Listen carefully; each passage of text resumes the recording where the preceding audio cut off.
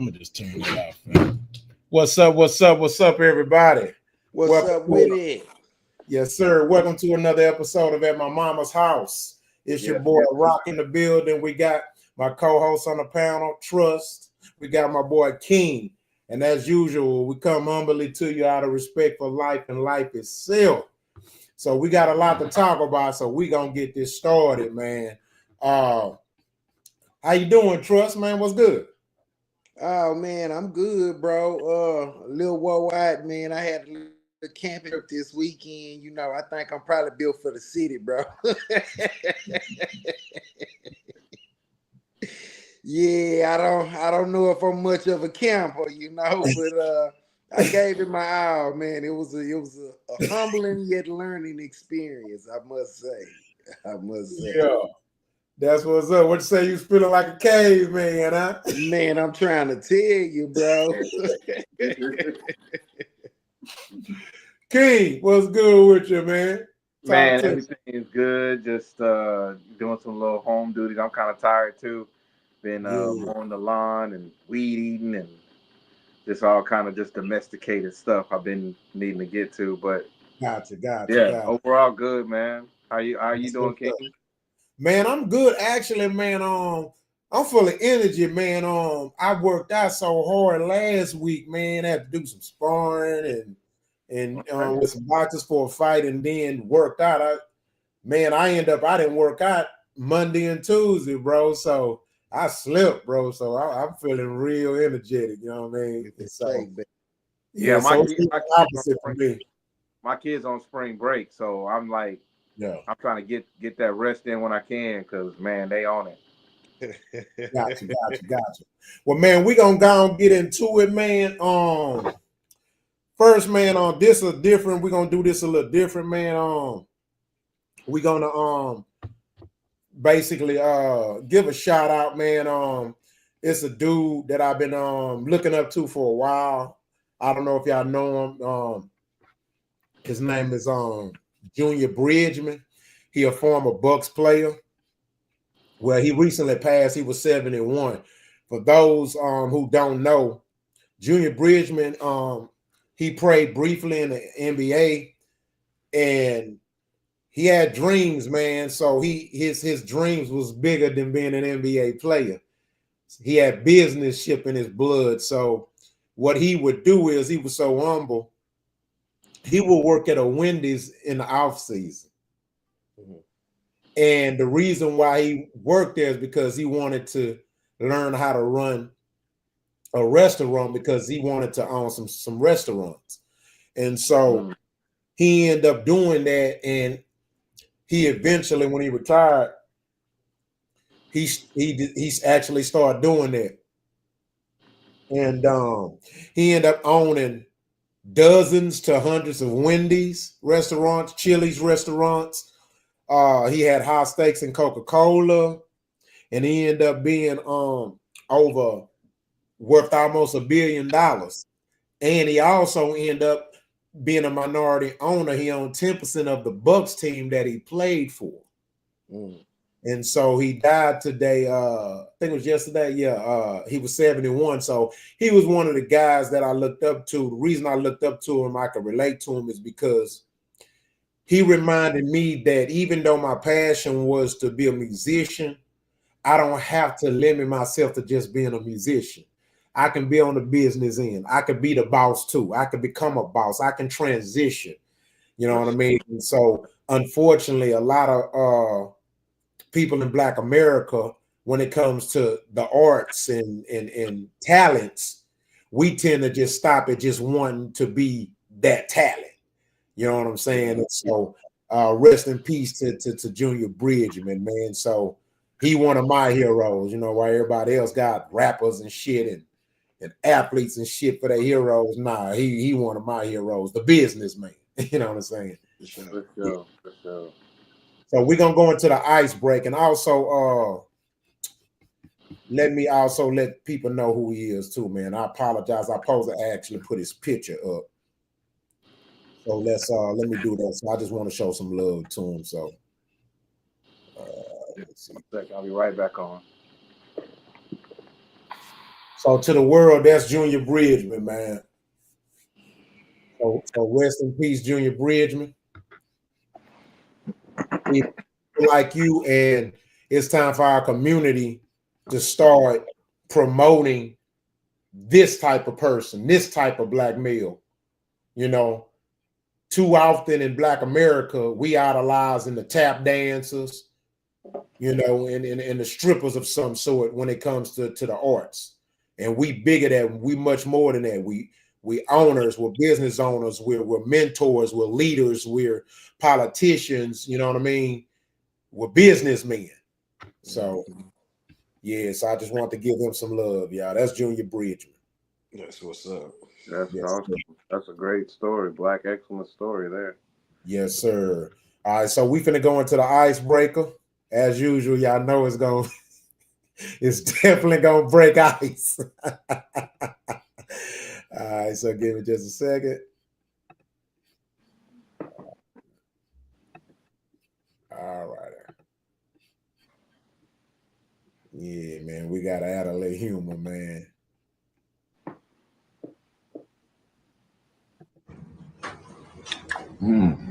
Cover all 9,000 taste bud. Aerate it. Warm it up. Driving up that top note, that cream, pure vanilla, sweeteners. That's a 10. So that's who you went with.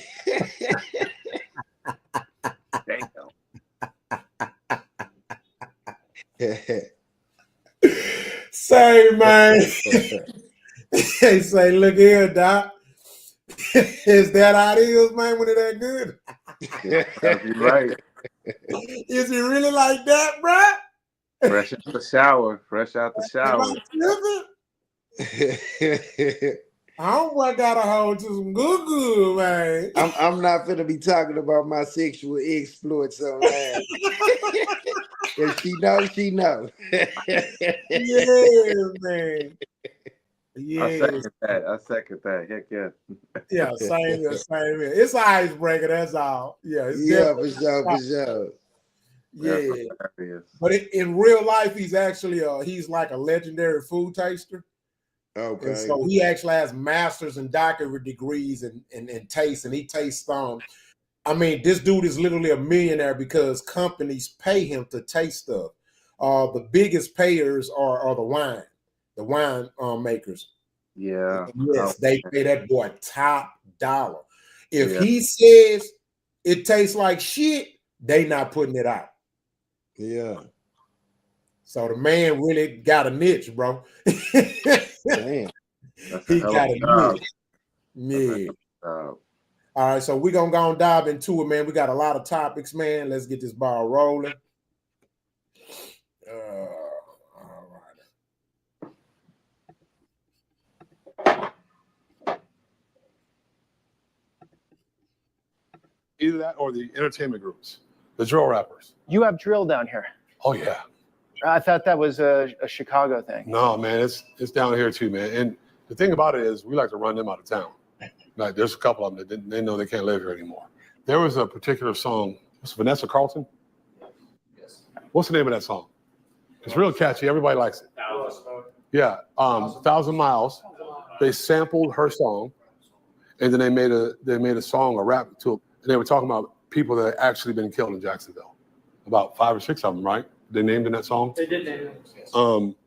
But that's what drill rap is. It's nonsense, but it's impactful because they're talking about people that have actually been killed. And those people have parents, they have mothers, they have fathers, they have brothers and sisters that feel the effects of what's going on. They think it's a joke. Now, the young men that we go to visit are young men that are either involved in gangs or have names that popped up several different times about violence in our community, and they're not wanted. Which is, if they were wanted, we visit them another way. But we'll visit them today. It's non-confrontational. Usually we have a packet with pictures of them, you know, whether it be on social media, holding an AK, holding 223s, the Dracos, whatever it is they're carrying. And we'll let them know, listen, we know what you're up to. You're not wanted right now, so you have an opportunity. The opportunity is you quit.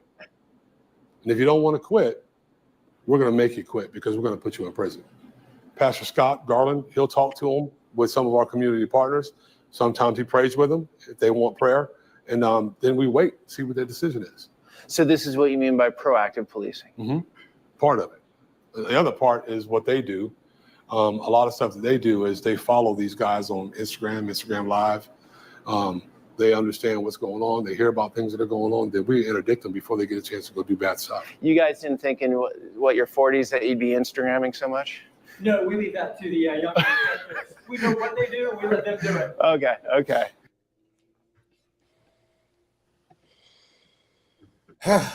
So, basically, now we're in a time with technology, cameras everywhere. The cop's job is evolving, and they are on social media policing. And there's a lot of controversy about it. There's a lot of subject matter, a lot of conversation going on about it. Some for it, some not. Basically, cops are arresting self-snitches. And so what I wanted to ask was, just in general, what's y'all thoughts on this? There's been some possible reform approaches to it, as far as you've had people like Jay-Z and Killer Mike, who has been advocating for not using lyrics to,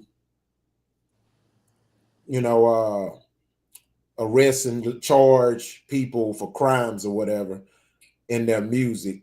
So what y'all thoughts on that? I'm gonna start off with you, Troy. And you could add whatever you want else to it, so that video opens up just a whole conversation. So we open for it. But if you can't answer that first question first. First, I want to say shout out to that brother. I don't know who that officer is, but shout out to him for coming at these young brothers in a positive light before they destroy their lives. You know what I'm saying? He's getting the preacher involved and all these. So big ups to that brother, whoever flowers first.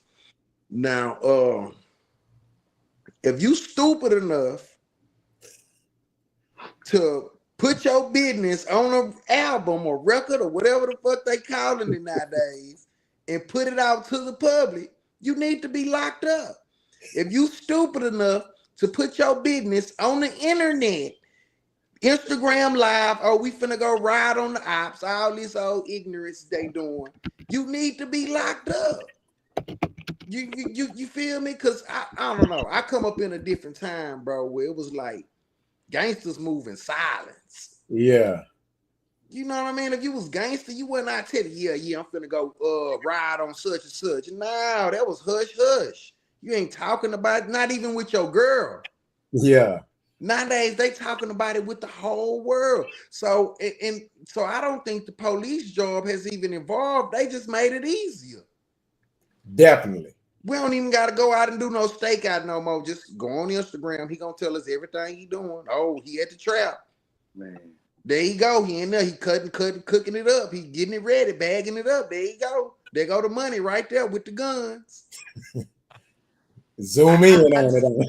It's nonsense, Kinfolk. I just don't get it. It's nonsense. Like, if at some point you gotta ask yourself, are they trying to go to jail? Is that the goal? Because that's where your ass is going. Yeah. Man, I'm not putting my business on that goddamn internet, bro, for everybody to be seeing me and I'm doing something illegal. Right. It just don't make sense. It don't make sense. And let me touch on this, the whole drill thing. This whole drill, that shit is just mind blowing. It's demonic, bro. It's demonic. Fucking serial killer music. Yeah. Exactly. It's demonic. I get in a car with a friend of mine the other day, and he was playing it. And I was like, man, what are you listening to? Oh, this little whoop whoop, I forgot the dude's name. This little whoop whoop, yeah, he dead. But before he died, he shot a little bing bing, and they rolled on such and such, and whoop, whoop, whoop, whoop. And I'm like, what the, bro? What is going on here? This is ridiculous. You know, it was a time too. I hate to be talking like an old ass man, but there was a time. There was a time when you started rapping to get out of the streets. That was your way out. That was the way out. I'm tired of this street shit, man. I'm finna pick up a pen, write some raps down, and be creative and use this energy in a whole nother light. Nowadays, the life expectancy of a rapper is shorter than the life expectancy of somebody who sells drugs. Wow. Make that make sense. Wow. So they didn't. They so. Crazy. Wait a Hold minute. on, let him land, King. Yeah, no. No, I was So- just saying, Yeah, okay. Yeah. So they didn't flip the whole dynamic of that situation. They didn't flip the whole dynamic of that situation to the point where they dying to rap, man. Yeah. And you want to know, Dying to rap. to add to that, I was saying in an earlier podcast when I first started, when you post, and this shows you how, even though these kids are born in such high-end technology, they still ignorant to the technology, right? Because what I tell people is that whenever you take a picture or whenever you record a video, if you don't have those settings off, what it is it's called a geotag, which means that when you post that picture or post that video, they can go on the back end and pull the geotag off that picture or video and tell you what time, day, second, and exact place where you took that picture. So if you in your trap house and you taking pictures or videos, you just told them your location. If you recorded that video and you here or in an illegal spot or a dope block, you just gave them your location. And then as soon as they come bust you, the first thing you saying is, I hate to snitched on you. Somebody snitching. When it was you who snitched on yourself. And before I get to you, King, I want to show this video I knew it was going to be a perfect segue. We stand on this subject, but I want to show this video, which is going to basically complement and just be accurate to what Trust's response was. Check this out.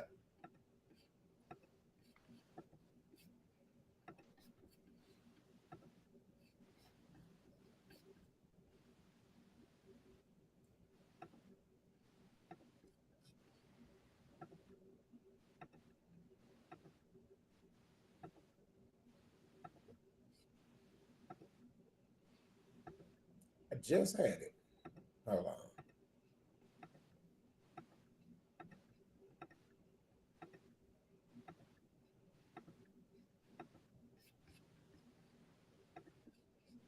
That's it. Watch out! Watch out! Ain't gonna hurt you. I'm trying to get. Come on. Pull that bitch, twin. Pull that bitch, twin. Pull that twin. Pull that twin. Pull it, go back. Pull it, go back. Nigga, don't fucking hit the shit like that. Come here. Nigga, they gonna hear us, stupid.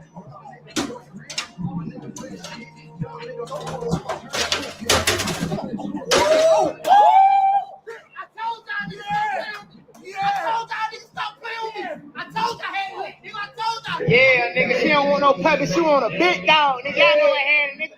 Yeah, hey, hit that motherfucker counter roll. You know what happened? And we still pulling money out. We got trackers on these ATMs. Idiots like these make our jobs so much easier. YN shit different. I told you that stuff that we want to do.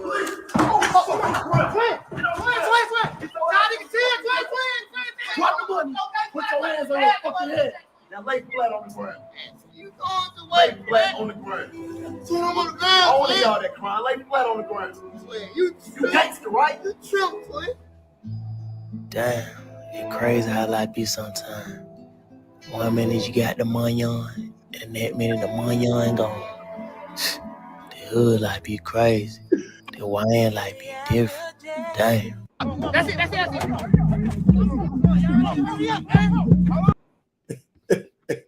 Ridiculousness. Hey, we perfect segue. 1 minute you got the money on. Desi. Shout out to Desi Banks, man. That was perfect. I'm talking about they recorded everything from the time they hit the lick. Okay, so now, Kane, let me ask you this question. Yeah, what up, How man? do you feel about people like Jay-Z and Killer Mike? And shout out to them. This is not holding on to Gibson, but I don't have to agree with everything everybody do. What's your thoughts? Do you agree or disagree with courts using music to extract possible evidence of murders or crimes from their music? What's your thoughts on that? Oh man, that's a good question because that's like, like a double-edged sword, kind of little bit of semantics of understanding what really is going on. I'd have to say that because I know the other argument of it. I'm a filmmaker, so I know like a lot of it is like, Al Pacino, Quentin Tarantino make movies about killing and shooting and things of that sort, and then they're artists, and then you have musical art.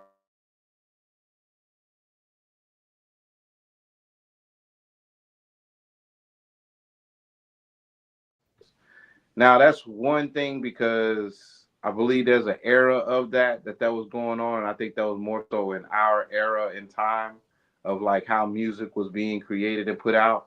But when it comes to this like drill thing, when it comes to FBI indictments, FBI watch list that you're already on, when it comes to real physical evidence that you are affiliated with some sort of street gang club, whatever, you've gotten caught with guns, you got guns, and then in your lyrics by name, by the code of what it is, you're saying who you done walked down and who you done killed.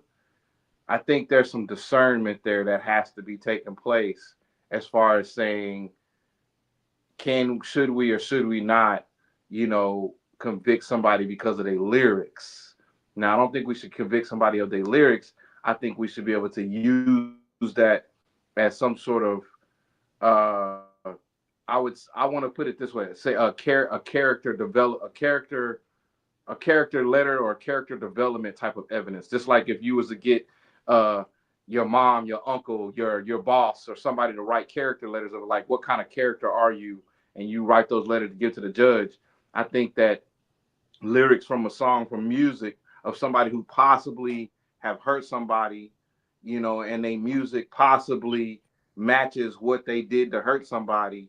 And I think it should be used as evidence in a sense on certain things. I think there should be some sort of discernment because these youngsters, this youth, this stuff that we talk, it's diabolical, man. Yeah. And just to piggyback off of the first part of it, I'm tired of it. I'm sick of it. Okay, so I think that here's where you got to make a decision. Like, I mean, yeah, you can't say you're tired of it, but then practice discernment when it comes to attacking the problem. I mean, some gotta give. No, when I'm saying I'm tired of it, it's like I'm tired of this ignorant sector, doing what they're doing to where it's No, I know what you're talking about. What I'm saying is, okay, when it comes to the laws or the police going about it in a way to get these criminals off the street, it's kind of, well, it depends or whatever. But then when it comes to just what the rappers are doing in general, as far as the drill music and stuff, you made a clear decision on one end, but on the other decision, it's kind of the other end. It's like, you know what I mean? So Yeah, I know what you mean. I know what you mean, but at the same time, Brenda had the baby. Tupac didn't have the baby, but yeah, Brenda had the baby. You know, Tupac didn't go get a young teenage girl pregnant and left her to go have the baby in the bathroom, and she threw it away in the trash can. but Brenda, but Tupac talked. but Tupac here's talked the about it. difference. But But here's the Tupac talked difference. about You it. see, I'm glad you said there, right? When you're a writer, because you're a movie director, me and B is a writer. The difference between these rappers now and say the rappers in our day is we let you know it wasn't us. Yeah. They're saying, I killed this motherfucker. Yeah. I dumped his body. Yeah. And so whether they're telling the truth or quote unquote entertaining, because to be honest with you, they only scream is entertaining when their ass catch charges. When they ain't caught, or when they ain't caught a case for it, oh, they saying, yeah, this shit real life, nigga. I spit that real shit, nigga. Oh, I mean everything. They gotta make up their motherfucking mind. You know what I'm saying? And so, but I get what you're saying. I know your view of it is based on, and I could be wrong, but I think your view is based on the unfairness of the law. Now we know the law can and will be misused. But to me, I'm willing to accept that at the benefit of getting these killers or these low-end niggas, bums, roaches, thug-ass niggas off the street. Yeah. Mine not necessarily with because of like the law and anything like that. It's more so like the artists that are telling the stories that are going on, and they may have to say some things. There's artists like Future that talks about pill popping and all this other stuff like that. That necessarily doesn't mean that you have to go and do these things. This is stuff about more so like you individually person, you're being brought in for a murder crime as a suspect, so to speak, and we happen to have already had some agents listening to your shit. Yeah. And we already have 20 years of science about type of people like you. And now we're about to figure to crack this down. So I'm like, yeah, there needs to be laws that you can crack down on that type of music, because it's just disgusting. It's diabolic. It's dumb. It's connected to all of it, because we got record label owners that are owning prisons and getting money off of prisons. So they're buying life insurance for their artists. So I mean, this is all connected. So I can't even sit here and act like that the actual artist who's crashing out wasn't told that they're gonna be okay to crash out because we got you, because they see the copious amounts of money. Let me ask you this. And do you think entertainers are better than regular people? Do you think they're any better than regular people? Just yes, no answer. No. Exactly. So here's my point. If me and you or a trust is suspected of a crime, they can use what we say against us. They literally say this when they arrest you. You have the right to remain silent. Anything you can't say can and will be used against you. So why should I go? What makes the entertainers supposed to get special treatment? So that means I don't give a damn what form you speaking on.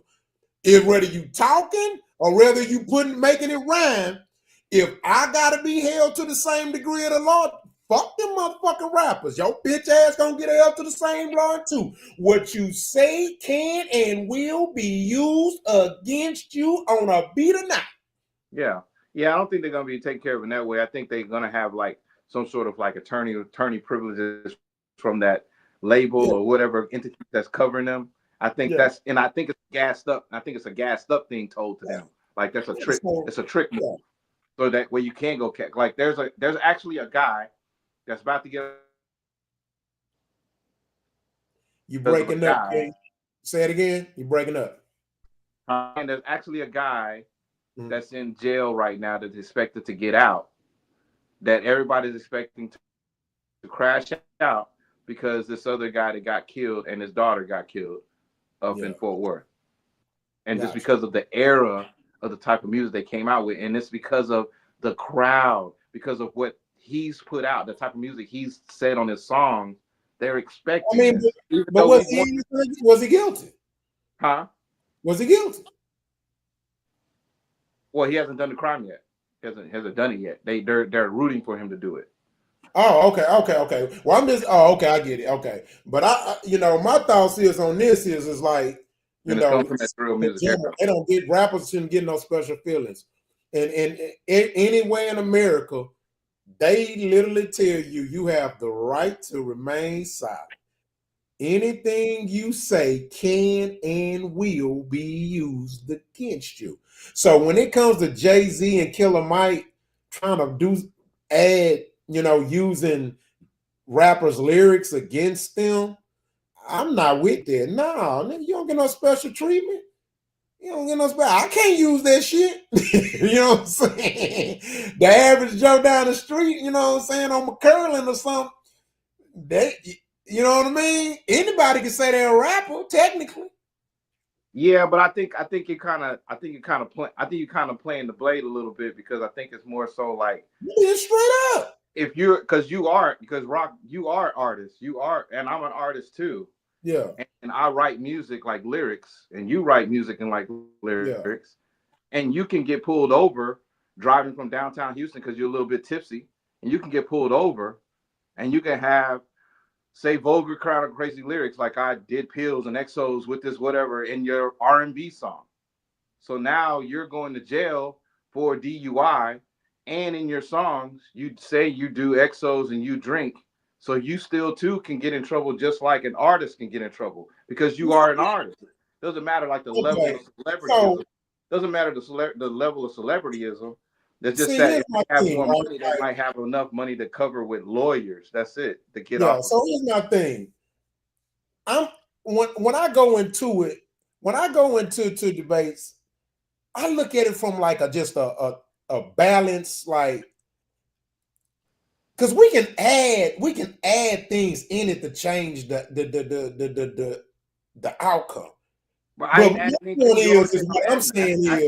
what I'm saying is I can talk about doing X all day, but if you don't find X on me, or if I am not under that, you can't prove, if you're not proving to me, if you can't prove that I'm under the influence of it or whatever, then that's hearsay. That's a real law too. But what I'm saying is, I'm keeping it simple. If you are out there, hold on, let me land. If an artist is committing crimes and you rap about it, right, and you're stupid, and it still be used against you. Yeah, that's what I'm saying. We're saying the same thing. We're saying the same thing. That's what I'm saying. I'm saying it don't matter if you got celebrityism or not. If you on live talking about you doing exos, if you write music talking about you doing exos, and you get pulled over because you got a DUI under the influence of something, and they didn't find exos on you, it's gonna be hard for you to say that you ain't on some kind of influence or something. And also, if your audience knows. So that's all I was saying. But I was saying, as far as your celebrityism, you can hire lawyers like Young Thug and Kodak Black and folks like that, and maybe beat the case because of the semantics of the law of freedom of speech and all those things. So, actually, they see, and that's the thing, and that's why these entertainers got to be careful. They not really beating the cases. No, he's not. He got 15 years probation, and if he messes up, no, 21 years probation. 21. He cooked. He cooked. He just better don't just cross that brother out, man. That brother might turn a new leaf. That brother might turn a new leaf, man. He's not gonna do nothing like that. My best friend. Wrong. That's what I was saying about this one artist coming out of Fort Worth. Hey, here's the thing. I'm not crossing him out. I'm going, crash out. Okay, so here's my thing. Hold on, here's my thing. Rock is victim of the crash out. Trust has Okay, I'm gonna say this. If we gambling, I'm not betting my money that he gonna be sober 21 years. I ain't losing my money for that nigga. I ain't losing my money for that nigga. The man been a dope head for 21 years. I'm good. Place your bet. I'm not betting for him. My money more important than Young Thug's sobriety. That's all I'm saying. It's possible though, brother. He can get his life. It is possible. Anything's possible. We can get to the moon again. It's all Everybody possible. got a choice and a chance. Yeah. Everybody got a choice and a chance. Yeah, and some have a choice of chance with a drug problem. Changes everything. They challenge is different from other people. You know what I'm saying? But because of how rash it is, there needs to be some severe laws, some severe penalties brought out right now, like an executive order for drill rap. I disagree. I think he should. The only reason why he not sitting behind that jail not doing life is because he's a celebrity and he had million dollar niggas to support him. Nah, I live in Atlanta, and before I lived in Atlanta, I was here. My ex is from here. Listen to me, bro.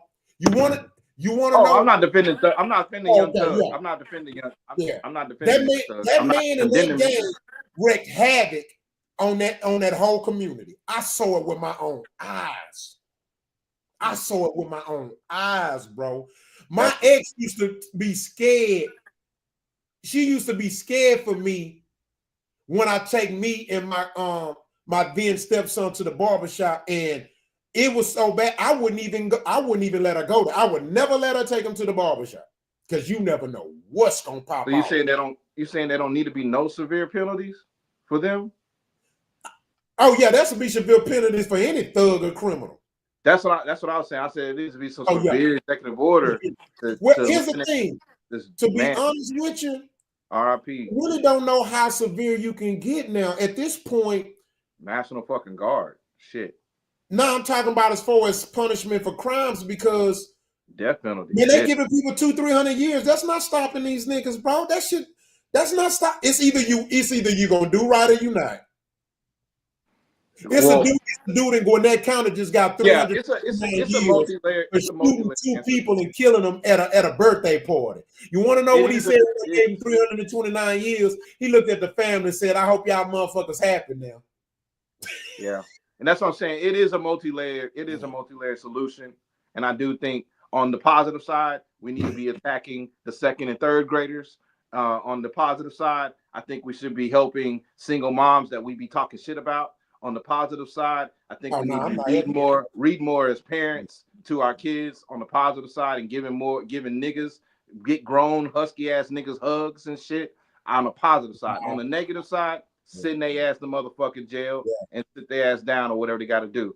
But if they over 24, man or woman, I ain't helping that with shit. Yeah, no, like I said second and third grade. I ain't never met no 24-year-old third grader. I ain't never met. That's a problem. You know, I ain't fucking with nobody over 24. I agree. We need outreach. We have to have outreach. Most definitely. And when you young, you don't even, time is not even nothing you think about. It don't exist. No. You get what I'm saying? When you young, 15, 14 years old, you're not thinking about, you know what I mean, when you 60, 70, they don't even, pop in their mind. You know what I'm saying? So when they out here and they doing these crimes, and then boom, you got all this time, it's too time. You get what I'm saying? It's too late. So just like the police are doing in Jacksonville with preventive policing, we need to be doing preventive policing as well. You know what I'm saying? Prevention. I'm glad you said that, Trust. I'm gonna tell you why. Because for someone who's done 24, 25 years of outreach, you couldn't pay me the outreach no more. But what I will participate in is prevention. I'm not doing outreach no more. But prevention, I'm all for prevention. Because we got to catch it before it's a problem. I'm only you know what looking I've come to realize, and it's one of the things where we don't like to accept sometimes because we have such a good heart. We got that save motherfucker syndrome. I don't even want to deal with at the 10th grade. I ain't mad at you. Facts. It's over with.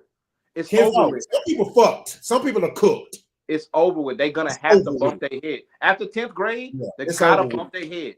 They got to, bro. If they can survive, they got to. I can't be there. I ain't wasting my time, bro. But I'm gonna go to that 2nd and 3rd grader, and I say that for a reason because that's what the federal government is going for. That's what the local law enforcement is looking at. They're looking at 3rd graders. They go to the school to see at the end of the year to see who failed. Who failed the 2nd grade? Police don't even go to high school. Huh?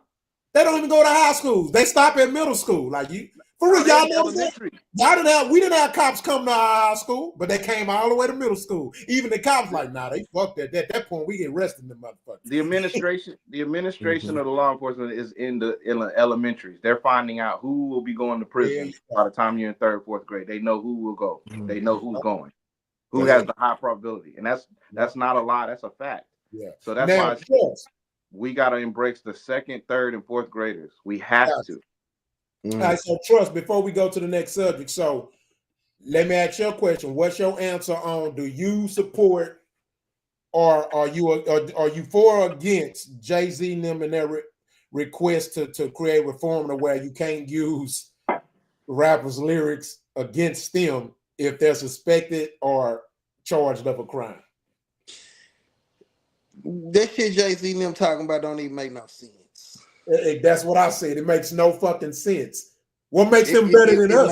It makes no sense. You know what I'm saying? Like you say, what you say can, not just can and will be used against you in the court of law.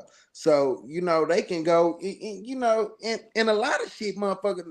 Not Killer Mike. I love Killer Mike. Shout out to Killer Mike. Very educated, well-spoken, proactive brother. I love that guy.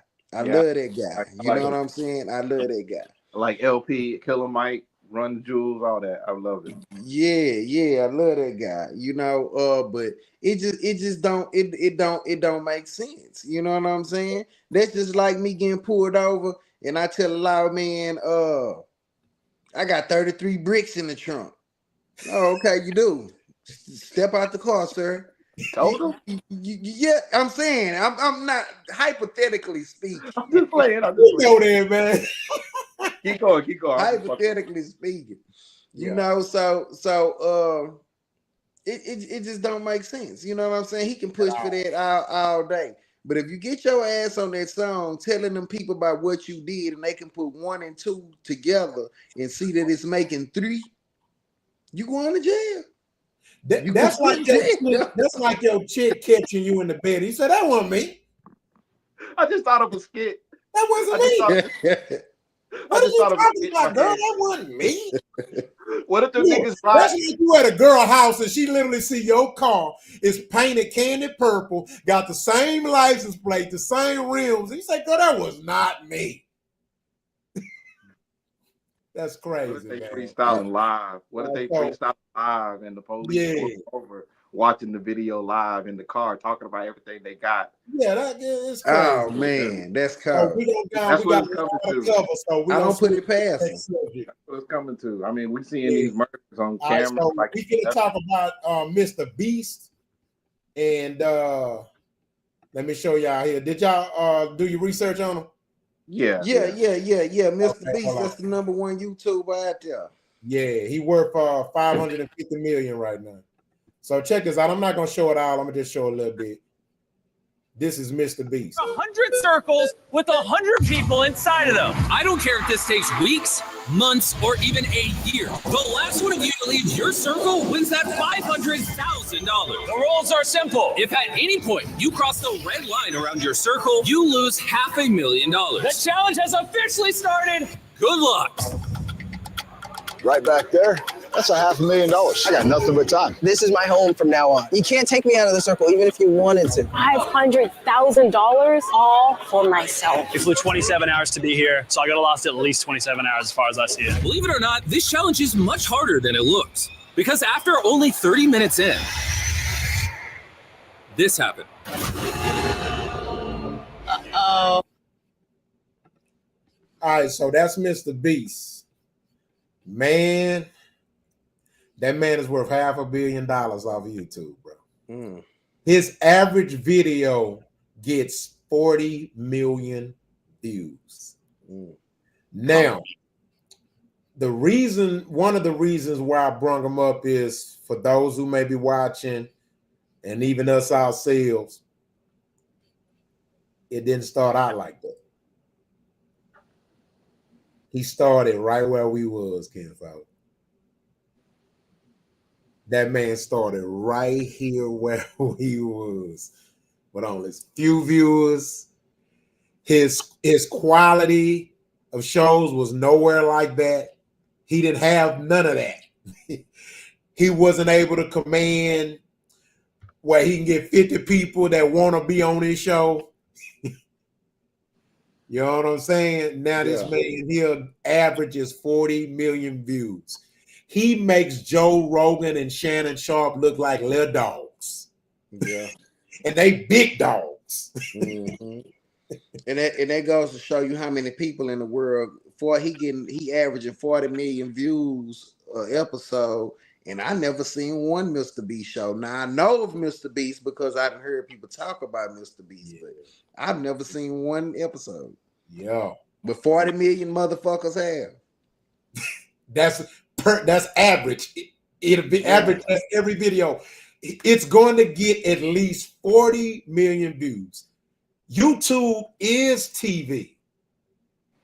You talking about if a show, they was just talking about this show called Hope of Giants or something on CBS, and it made big news because it got like 14 million viewers. This guy here averaging 40 million viewers just on one show, one YouTube video. You know what I'm saying? Yeah.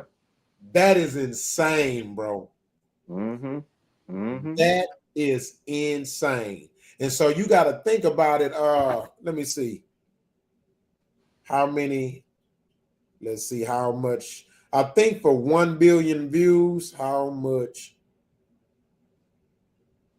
does 1 billion views pay out on YouTube?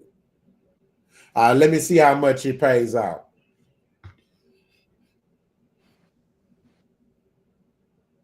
So for every 1 billion views, the payout is anywhere between $510 million. 500,000. I mean, 1 million and $10 million. My bad. Damn. So I know he's commanding more upwards of 10 million for every billion views. So you can imagine how much money this man is seeing. 10 million, he's getting around $10 million for every 1 billion views, because that's what 1 billion views pay. It pays anywhere from 1 million to 10 million because of revenue, ads, views, likes, and shares and downloads. It's so many ways to get paid off YouTube, bro. I'm talking about like 50 different ways. And then that's not even including his super chats.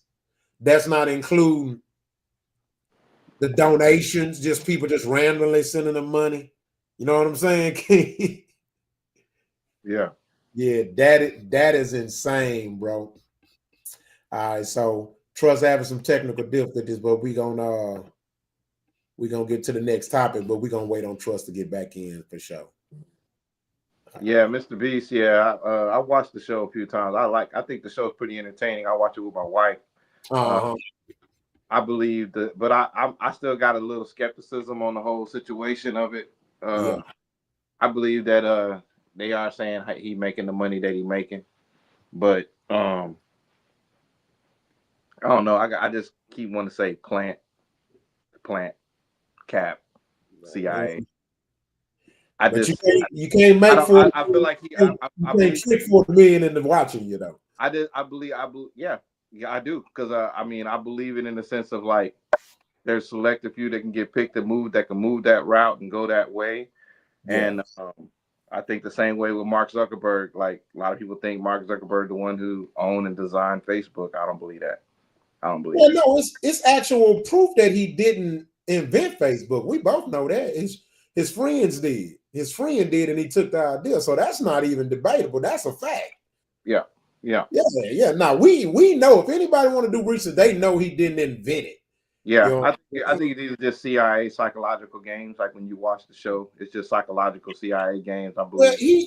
Well, what do you mean by that? What do you mean by that? CIA. Well, I'm gonna say this before you respond. He's a CIA agent honorary by default because you got to remember the feds went and knocked on his door, and he's such a scary cat. He subscribed to him, and he cool with that. And you know what I mean? So I can't be mad at that. You know, you can't expect that. He was a nerd. You can't expect a nerd to all of a sudden wake up and become Huey Newton. You know what I mean? So Mr. Beast work with the feds? Nah, King think he'll plant. I just think he just successful. What make you think that, King? Well, I think it's a plant because I believe there's a certain number of monies that you're allowed to be access to. I think there's a certain number of human beings that you're able to be access to within an empire. I still believe in that kind of situation where it's like I know that CIA has an office in Hollywood. I know Hollywood has an office in CIA, and I know that there's a lot of things of like psychological games that some of these alphabet law enforcement play with in order to check the temperature of the people, to check to see what can be flexed, what can be used beforehand and not. And so just like with social media, with Facebook, I believe like that was just another Trojan horse in order for us to just voluntarily give our information, everything like that. So a YouTube TV show that's a Trojan horse? What's that? You think a YouTube TV show is a Trojan horse scam? No. I don't think a YouTube TV is a Trojan horse. I think the actual concept of the programming is the Trojan horse. But I believe that the YouTube TV show and seeing the followers that he got and knowing like you can't sit here and have like these Black empowerment kind of like conversations and type of shows and get that kind of following. You know what I'm saying? There's some people that seem like there's a ceiling cap of like how many followers are going to be on your YouTube channel. And I do believe that he did build up his stuff in an organic way and he got it organically. But I do feel like there are some like alphabet people that come in and be like, hey, we're gonna push this algorithm a little further to see how do people respond? How do people react to certain situations so we can study that and use that in certain programming and missions that we do with special ops and different scenarios of that sort. We've been knowing that for like game shows since. I disagree, man.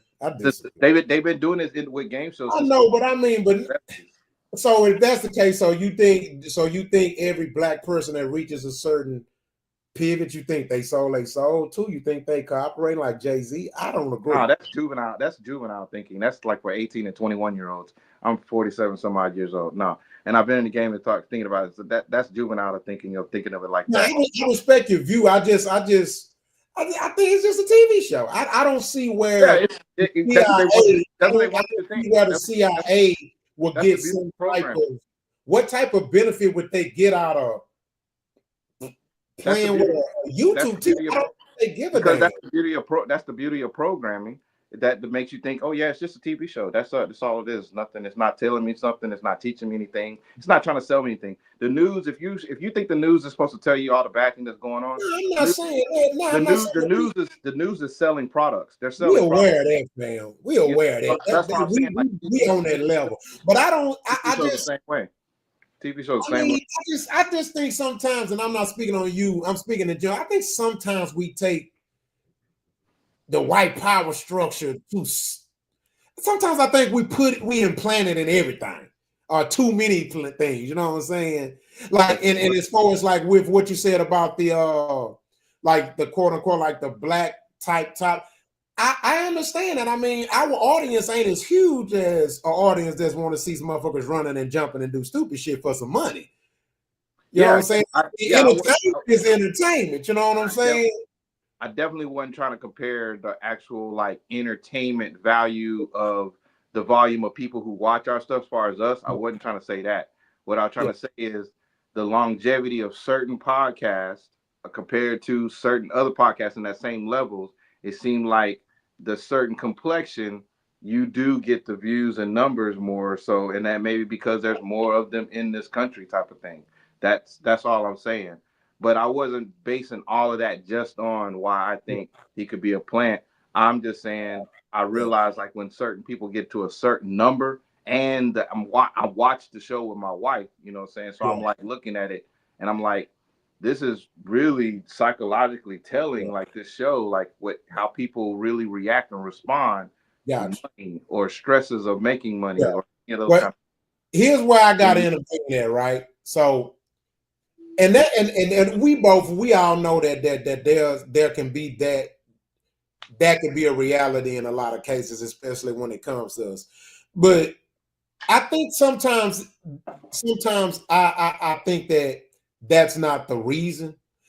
Me and Trust was just talking before the show came on how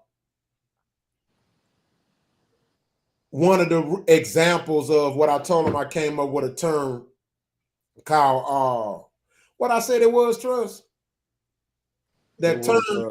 It was hold on. It was something in action. Progress. It was revelation in progress. Yeah, revelation in progress, right? So I was telling Trust, I was saying, you know, I had came up with that term because when you see revelation in in action, it really exposes to you the cancer within something or people, right? And I was telling them, I was like, you know, we're fucked up, and where it's not the white man's fault when we can support each other by simply, like, we can literally help somebody eat, feed their kids by pressing a button and say like or share, right? Or comment or subscribe, and it literally costs you nothing, and it takes a fraction or a second to 2 seconds to do it. And we won't do it for each other, but we'll do it for whatever entertains us or who we like, and then we wonder why we can't evolve economically. When it comes to certain situations like that, that ain't the white man's fault, because the white man ain't putting no gun on her head and say, don't you like that nigga shit? Don't you subscribe to the nigga shit? Don't you? Because I was telling them, even with music, right? Or say like movies, right? They could, in order for them to truly support us, they have to purchase it, right? I mean, at the end of the day, the actual true support for music, movies, you have to purchase it. But in this case, it don't even cost $1 to purchase it, and we still won't do it. My point is, them white people clicking like on Mr. B shit. Yeah, yeah. They not clicking likes on. They'll watch your shit and won't even like it. Yeah, I'm not disagreeing with that. So and when it comes to that, that's not, that ain't the white man to me. And I'm not saying, you know what I'm saying, like I said, we're gonna agree to disagree on that, but I'm saying, just from my perspective, it's deeper than just a white man at this point. It's definitely we the problem now, because we either know the answer and we're not coming together, or we don't know the answer and we can find out, but we don't want to find out. You know what I'm saying? Or we get told and we just ignore it. You know what I'm saying?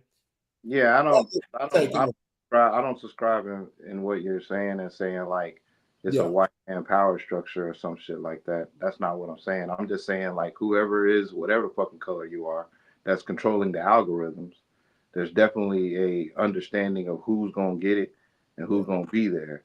You know what I'm saying? As far as that goes, but I still see that goes back to us again. Why won't we build our own app? What'd you say? See what I'm saying? We live in an age now where that shit coming back to us. Okay, so why won't none of these niggas build an app then? And then look, and then it's not just their fault. If a nigga build an app, a nigga ain't gonna subscribe to the motherfucker. Nigga ain't gonna download the motherfucker. We gonna stay on the white man shit. Look how check this out. TikTok got banned. We not me general. We bitch and cried about an app that was meant for children. See how economically retarded we are? A app that was created for children. It's called TikTok. And grown black men and women were in their feelings about it. When all we had to do, and then check this out. You want to know what happened? People started posting, including me, hey, here's some black apps that you should download and subscribe to. They had a small increase and it only lasted about 3 weeks. Yeah, but I think the majority of us don't even know who they are.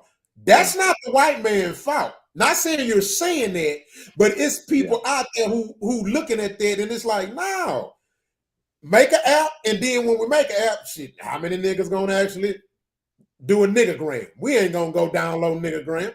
Yeah, I think we should just be making apps. I definitely would download niggagram. But how many other? we should just be making apps, and if whoever just like Prize Picks, that's not a color, that's a colorless app. It's black folks, Mexican, white, whoever. But here's the thing: is guess what? It's a colorless app. But I see us advertising. No, here's the problem. I'm gonna fuck your head up. It's a colorless app to everybody but colored people. Because we gonna look at it. That's a nigga app. I don't want that shit. Now to everybody else, if it's a good app, it's just a good app. Wait. But it's only gonna be a colored app to colored people. That's how mentally fucked up we are. Wait, what? So are you saying black people don't want to be a part of black people? Is that what you're saying? You say what? Are you saying black people don't want to have nothing to do with black people? I'm not saying that. What I'm saying is that we are psychologically inclined to support something that's non-black more than we will something that is black. That's a fact. The facts prove it. Okay, check this out. How come fashion that is created by black people phases in and out? You want to know why? Because we feel out of style. But hold on, but Ralph Lauren been making the same damn shirt for 70 years, and guess who we support more? Ralph Lauren. I don't. Okay, now let me tell you this. I'm not talking about you, but I'm talking about. Hold on. I'm not even gonna say nothing about me. Yeah, it ain't about me. It's about us. Okay, so you got to understand with the clothing industry, most clothing industry are owned by one motherfucker. I know that. All that shit is the same shit. I know. Okay, so what he does is when shit gets hot, he goes, he buy it, and he intentionally kills it. It's not that people not feeling black people shit.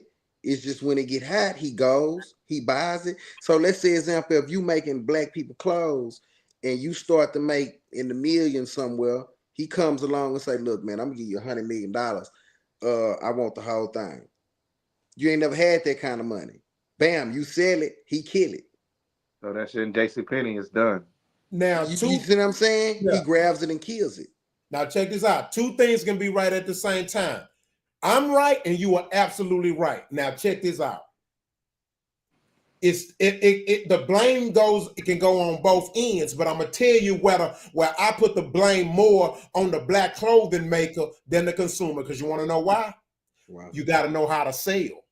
And if you're not selling like other people do, then you're fucking yourself out. Here's my point. Because when black clothing owners make clothes, they gotta say, I'm black owned. Hey, support black owned. Man, just make the fucking clothes, bro.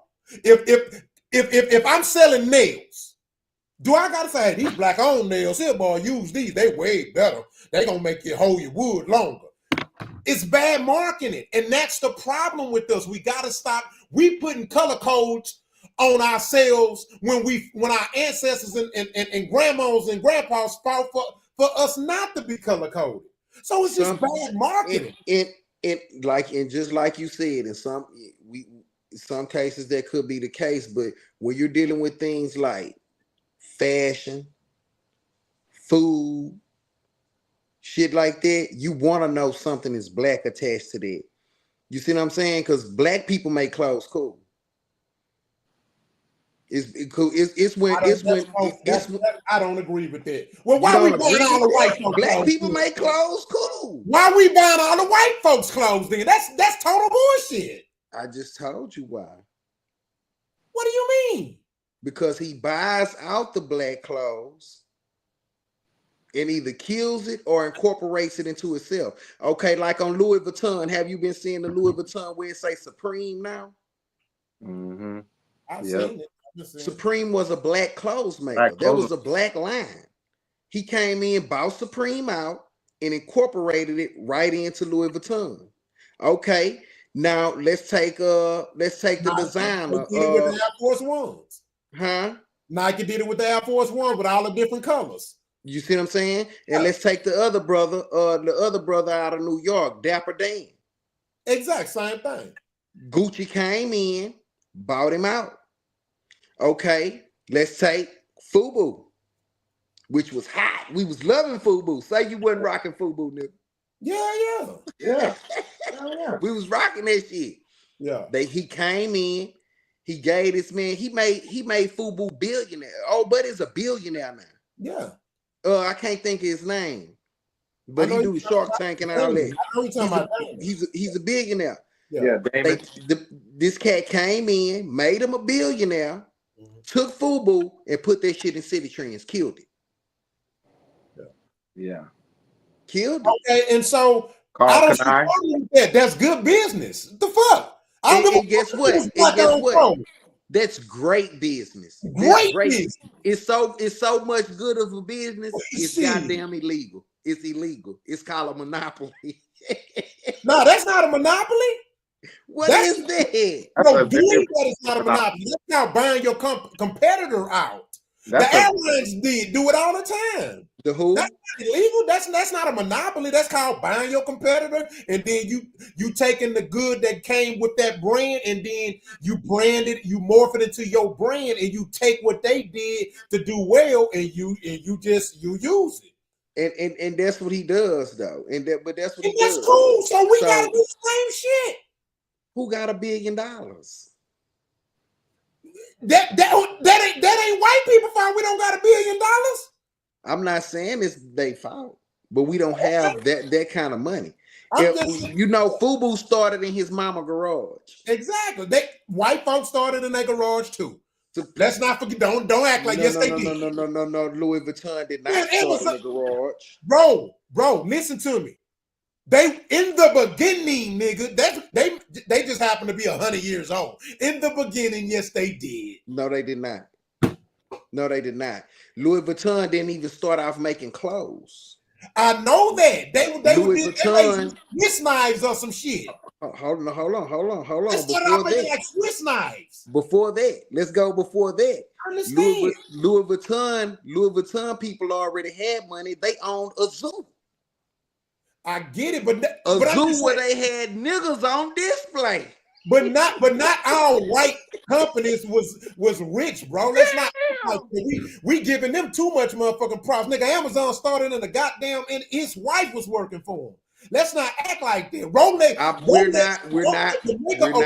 died broke. We're not talking about Amazon. We're talking about the fashion industry. I wasn't limiting it to just fashion. Actually, this stems out of a YouTube show. So what you talking about? We can't limit it. But at this point in time, we're talking about fashion. We kind of got away and we went. Oh, that means we're going way off track then. We went away into fashion. Okay, cool then. I have no topic about fashion.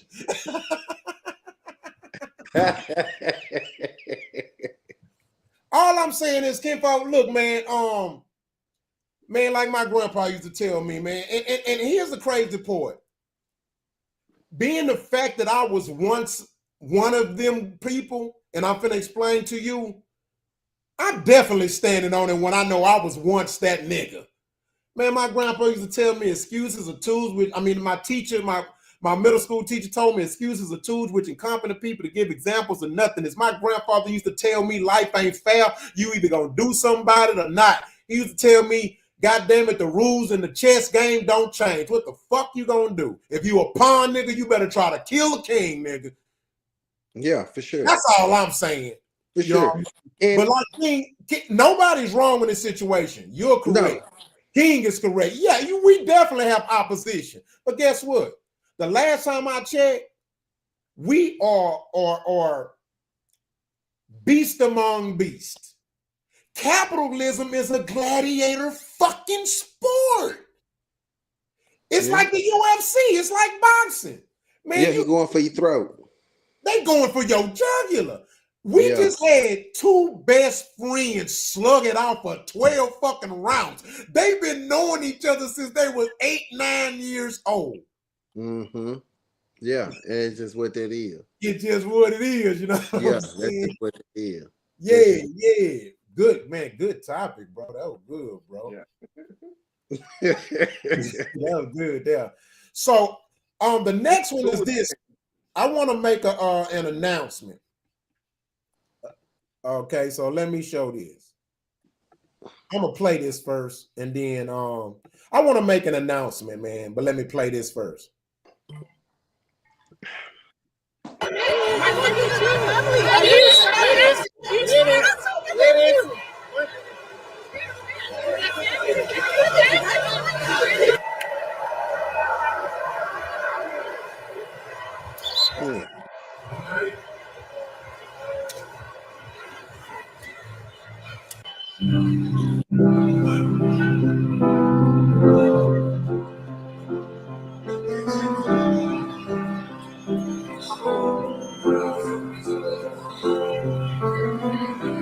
Imagine there's no heaven.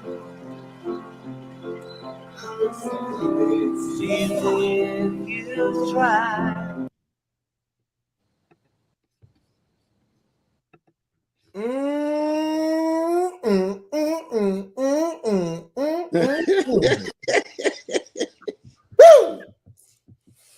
Let me tell you something else, player.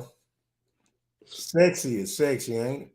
Yeah, sexy is sexy. So let me make this statement, and y'all can comment on it wrong, but I'm actually getting a lot of flack, right? Because people have been clowning me because I did a self-recording about talking about the WNBA and stuff like that. And so, you know how they giving you don't like women, and this all is the same old rhetoric. You gay, and your mama hurt you. You hurt who hurt you, and all that. Look, let me tell you something, of bitches out there right now. I'm a grown ass motherfucking man, and I don't give a fuck about how much y'all support the WNBA. I've tried several times to watch that shit. My cousin Don even took me to a few games when they first started. That shit make my head hurt. Okay. Second of all, it's hard to watch. It's hard to stomach for me. Okay. Now I support anybody that support the WNBA. I'm not mad at it, even though the shit ain't profited since its inception. Okay. Shout out to Caitlyn Jenner. She doing it big. You know what I mean? She really helping the sport. But my point is to this, and this is where people got to stop being so quick to fucking judge. Kayla Clark. You can't, Kayla Clark. He said you can't make me like some shit that I don't like. So let me give you motherfuckers some example. I don't like watching the WNBA because it's like watching a group of men who wrestling. It's like watching rugby with a basketball, right? Secondly, I love watching women's volleyball. I'll be damned if I watch men's volleyball. I don't want to see no motherfucking niggas with nut sacks jumping and hopping over a goddamn net. Okay? Another thing, I love watching female tennis. In fact, I ain't watching no tennis match if it ain't two females playing. I don't want to watch no motherfucking men playing tennis. So if I say I don't like the WNBA, don't fucking call me out and tell me all kind of shit because I don't like it. Motherfucker, I don't like it. Are we clear, motherfuckers out there in YouTube land? So fuck you and up the WNBA. I ain't watching that shit. I'll watch clips when I see the pretty girls with the long hair and the big booties. That's it. I'm not going to no WNBA game, and I ain't watching that shit. So leave me the fuck alone about this shit. It's a little too butchy. It's a little too butchy. Yeah. It's a little too butchy. And if you look at the girls right now, the ones who's getting the contracts and getting all these endorsements right now is the ones who are feminine. It's the ones who are feminine. Don't no man want to see all that butchiness. Butchy shit.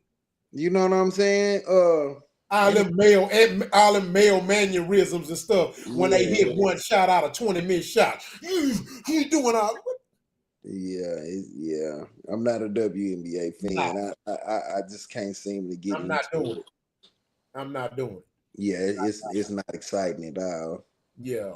To me, you know what I mean? That's my personal opinion. To anybody out there who like the WNBA, this is not a shot against you. You like what you like. Man, you like what you like. I try to watch it. I do. There's a brief moments I have. I grew up around it because my whole family is basketball hoopers, female, male, everybody hoop. My mom went to college on a scholarship for hooping. My stepdad, he hooped. You know what I'm saying? My brother, he coaches several teams of hoops.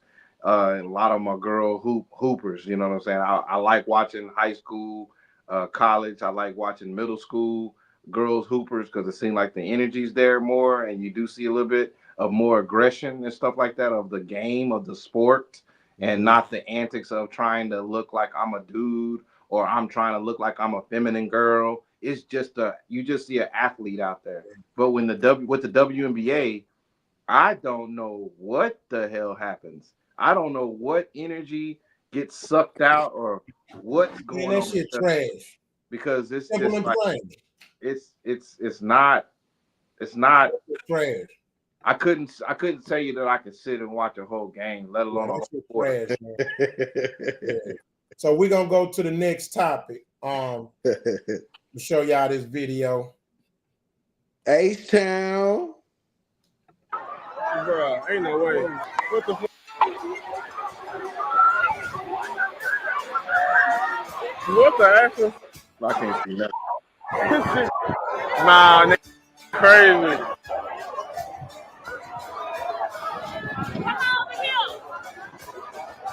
Why the f told me to come here? Oh my gosh, bro. This is the second time this happened. Nigga, I see niggas working back and forth as I'm walking towards you, bro. They're fighting. They're jumping people. They're jumping people. Oh, these kids. I can't watch no more of that shit, man. What's going on? I couldn't really see. It was kind of small.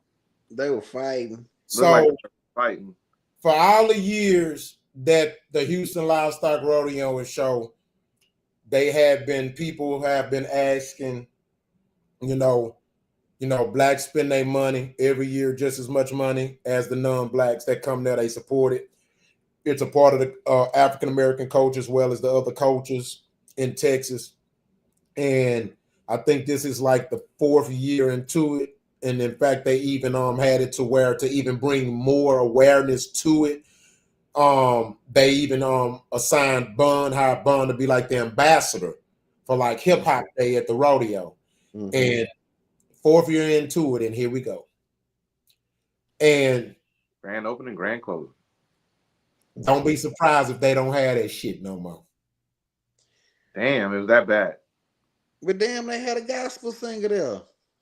Yolanda, right? Yeah, Bun B balanced it out. But this happened on Black Night? Yeah, it happened on that night. So the question is the rodeo wrong for canceling, seeing that it's going to bring that type of crowd? When let me defend the rodeo. Who said can't wait? What happened? It was violence.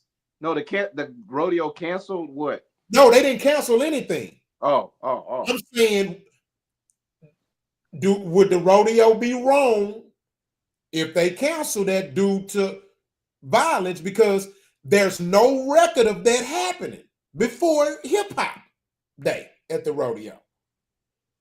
And as soon as they do it, look what happens. Not soon as. It's been 4 years. 4 years. Don't do that. Don't do that. But what I'm saying is this. What I'm saying. So when I say hip hop day, Black Day, it didn't become. Black Day going around for 4 years. No, hear me out. 4 years, but it wasn't officially hip hop artists there until Bun was assigned as the ambassador. So this is just the second year. But it's been 4 years since it's been like the Black Day or African American Day. Yeah. So just to see, the first year they didn't know. You got to remember, youngsters want to be young, or that rodeo shit. That's some old school shit. I ain't wearing boots. You didn't see none of them niggas in there with boots on. I saw a bunch of Jordans and Air Force Ones. The black ones. I saw a bunch of hoodies. It wasn't no Mexicans fighting, just black folks. I don't care if it was Mexicans fighting. Niggas was fighting. That's all I care about. So I think it either gonna be more expensive for the vendors, the concert people putting it together. I think they're gonna rate because of security. They're gonna have to have whatever, like inside and outside type of thing. That's what's going They can only get so expensive. They can only get so much security. It's already highly security expensive. That's what I'm saying. If that's already exceeded, yeah, that's exceeded. If that's shut that shit down. That's exactly what's going to happen. And I ain't mad. Shut it down and make them come and see Charlie Pride or country music. Make it all country. Just shut it down. Right, I'm going to show you another video. Niggas don't know how to act. Yeah. That's it crazy. I'm going to show you a couple more videos.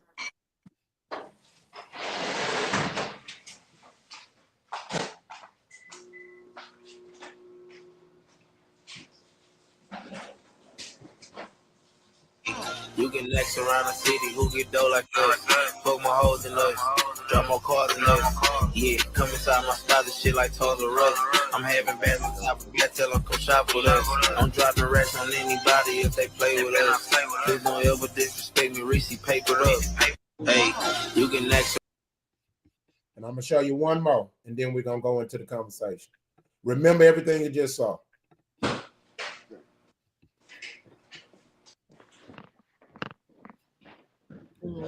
Like planet. The doves in the face, man. Doves in the face. Oh, bunch of pink pussy right Grown man business. Grown man business. So you know that nigga, you better spend some paper. I don't think bro took a shortcut with you. Whatever they wanted, bro, paid like whatever they wanted, like I paid the price for this shit. Like, Rock looking like planets in it, man. Rock. What are we looking at? Now, I'm going to play this other video, and then we're going to get into the conversation. I'm confused too, gang. Oh, man. Let me put my little jewelry up. Shit. Dang. But when it comes to prison thing, what I think is so crazy is that, and I want to say this to the brothers out there, right? Especially if you're in the streets right now, you operating your gun, you just in the street game. I just want to say something. Rather you know it or not, young black males in the street culture build more communities outside of our community than anybody in the history of life of America. Let me break this shit down. When we get locked up, I come from 19132, Philadelphia. The most people that ever they sent the most people to prison, that area code in Pennsylvania. Now, when I get locked up and me and the homies get locked up, they build new prisons based on the population increase. When the population increase, they'll take a town, they'll go rent some farm area, they'll bring a Lego prison, put it together, boom, boom, boom, boom, boom. Once they bring that prison, they build the gas station, they build the Walmart, They employ all these farmers, and this is me and the homies doing this. And then now you got all this stuff. They got this whole community that we built, but we never built our own community. We never bought our mama a house. We never sent our kids to college. But we sending kids to college. Every time you shoot a gun in the ghetto, you're sending somebody else's kid to college. Every time you rob somebody, you sending somebody else. You buying somebody, paying somebody else's mortgage. Like, we are the ultimate. The real street nigga is the ultimate job security in America. The real street niggas, I'm create more jobs than any other people, any other group in America. But when it comes to prison thing, what I think is so crazy is that, and I want to say this to the brothers out there, right? Especially if you're in the streets right now, you're operating your gun, you just in the street. Yeah. So here we are. When I saw that video, man, when I heard Wallo said that, man, that hit me, man. That man said that being a street thug is one of America's biggest and most profitable investments right now within America, as far as not outsourcing anything, right? We know we outsource stuff, but we talking about insourcing. And it's funny because let me pull it back up. Let me name some of the cities and towns that were literally built off prisons. Cannon City, Colorado. Been there. Coxsackie, New York.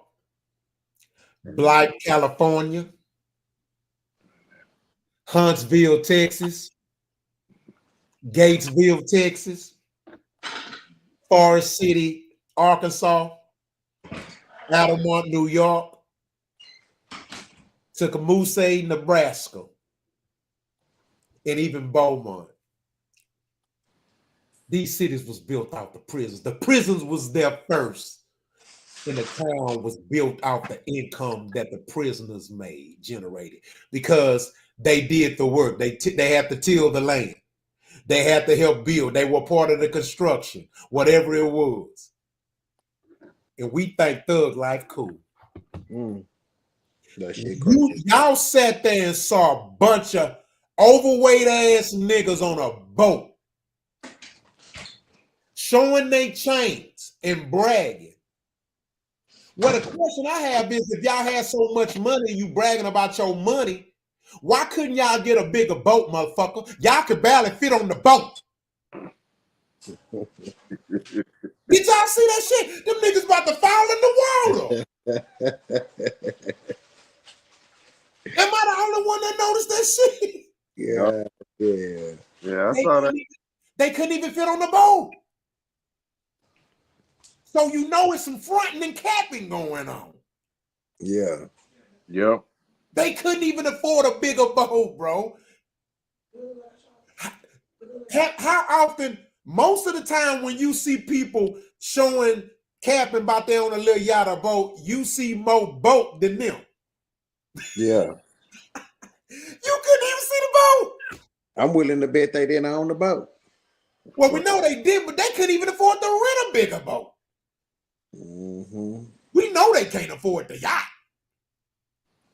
The upkeep on them motherfuckers is more than a plane.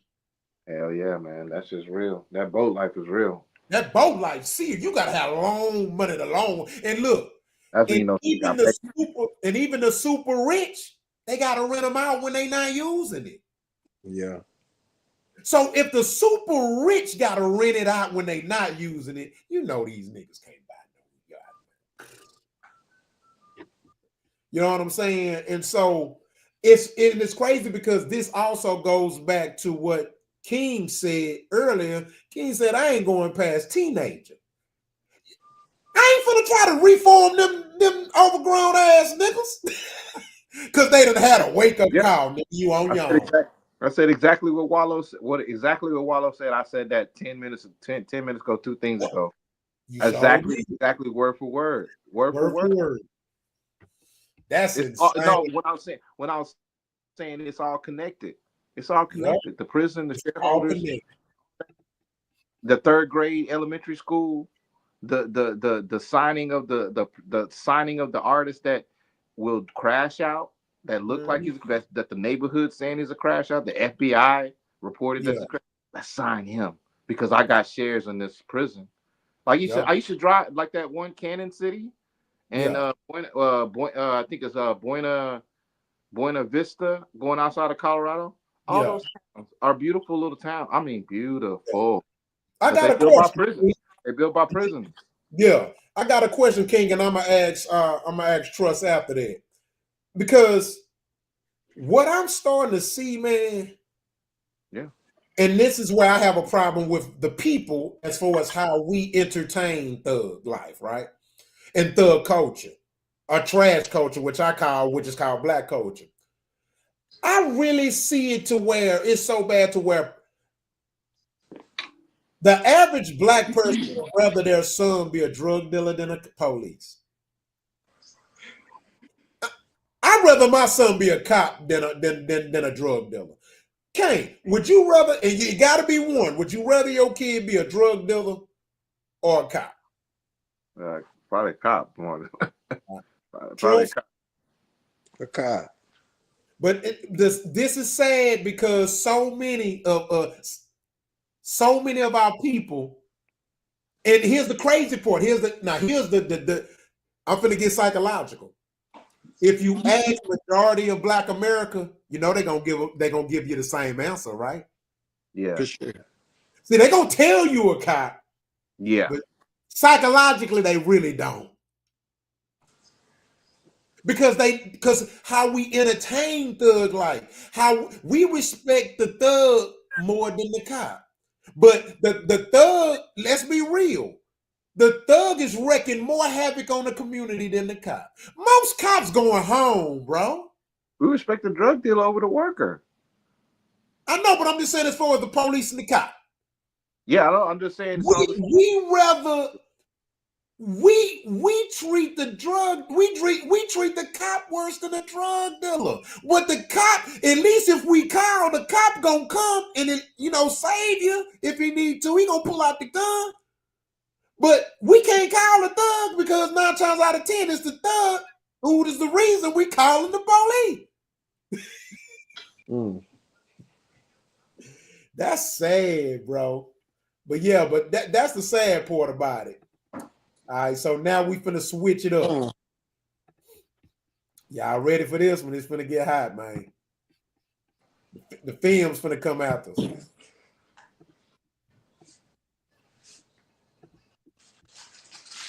Okay, so the second woman that's been getting on my damn nerves besides Jasmine Crockett is this chick. Now, her name is Doechii. She's on the TPE label, TDE label. I think that's what it's called. With Kendrick Lamar. Damn it. Let me make this clear. And Trust know what I like. If I never heard of her and never heard her talk, I'd be like, ooh, boy, I married that boy. That sexy, beautiful, black milk chocolate, fine piece of hardware, that boy. But unfortunately, she has been open in her mouth.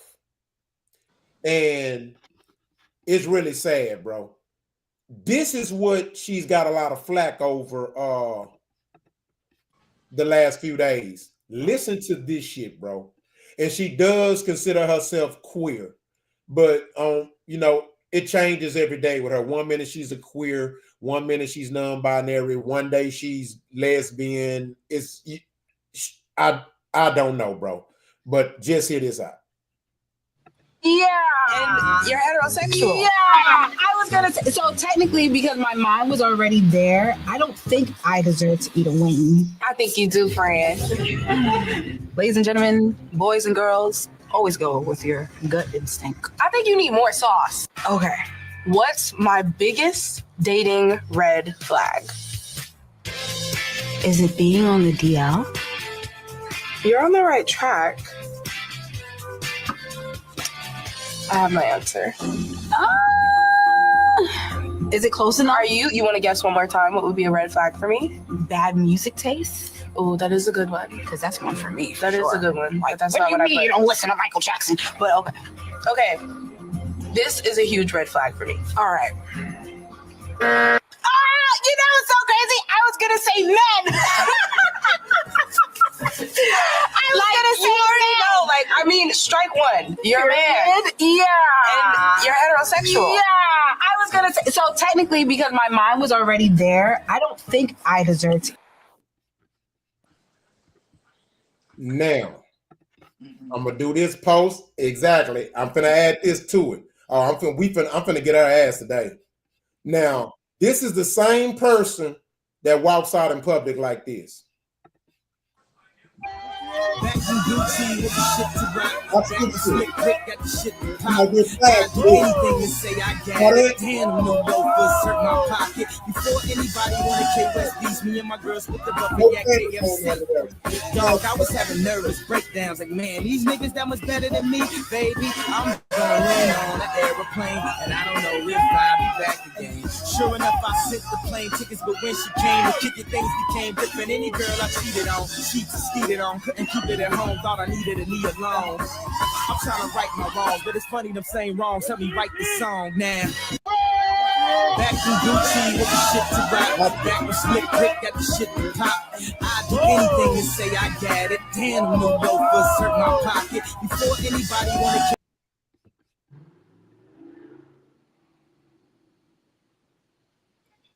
2025. What did he say? 2025, and now heterosexual men are considered a red flag. So did she say, was that like joking, like because she's gay? No, she meant like she meant it. Yes. So is she saying she would date him if he's gay? Thing. They conversated about it. So is she saying that she would date him if he's gay? She's queer. She's non-binary, meaning that she likes everything, but she's attracted to gay men or bisexual men or whatever. She likes men who can switch battles. They can battle left and right. Right. Yeah. Oh my goodness. It's so this shit is getting confusing. It's getting all confusing. these, you know what I'm saying? That's what it's meant for. It's meant sad, for, bro. It's meant for confusion. That's the design of it all. Like I actually feel kind of weird, complex about it because I usually don't have any kind of music platform. I'm a musician and I love music. I did music for a greater part of 15 years on a big level. Like I performed in front of 170,000 people before it affected. So I get it, but I don't even have music. I don't give music a chance at all until it's like already people hate it. But I saw her roll out. I saw her media blitz. I saw the high-end look of it. I saw the art of it. Just like what Rock said, if I didn't know who she was about and the type of way she looked, like, damn, she's fine, she's beautiful, she's dark-skinned, she's doing her own thing. But at the same time, now that after she won this Grammy or whatever it was, I think it was a Grammy or Oscar or something, Grammy. Yeah. After she won that, that's when I started seeing all of this kind of like symbolic ritual type of shit that she had to do. Then that's when I started hearing about the queer stuff is really more stronger going at. And then, like I said, I'm a filmmaker, so I look at things differently. I look at it a different trained precision eye of like programming. And there's what I teach my kids and the people that I teach film. There's not a video in this world at any time that you can show me that wasn't made on purpose. There's not a video. Even the CCTV, the closed caption, there's not everything was angled on purpose for you to see whatever's in that frame was put in there on purpose. So I look at the world that way still too. And so now that I'm seeing this, it's like when I watch movies, it's always got to be an LGBT alphabet situation. But when it's an alphabet situation, it's usually a black male. Now we have this black female. Then we had Doechii Cat, this light-skinned female that was acting weird and doing crazy stuff. Because I remember when she was underground and she was dope. And we didn't know really anything ambiguously crazy about her. But it seems like they always put these like younger youth examples of like, this is the type of girl you should be. This is the type of boy you should be. This is the type of thing. What's the homeboy's name? The pink cowboy rapper guy, Lil Nas X. Lil Nas. We get Lil Nas X in the situations. So I feel like it's just one of those things of like this cleverly played out, because I don't want to take the talent away from the girl as far as like being a writer, artist, performer. But shit, I know this is on some marketing plant type of shit, and that's it. And if it ain't, then this is her being really, really clever and being bizarre and trying to put herself in an atmosphere to where she can have a lot of different audiences and get on that Lady Gaga type of level shit with her music. That's the only other thing I could say.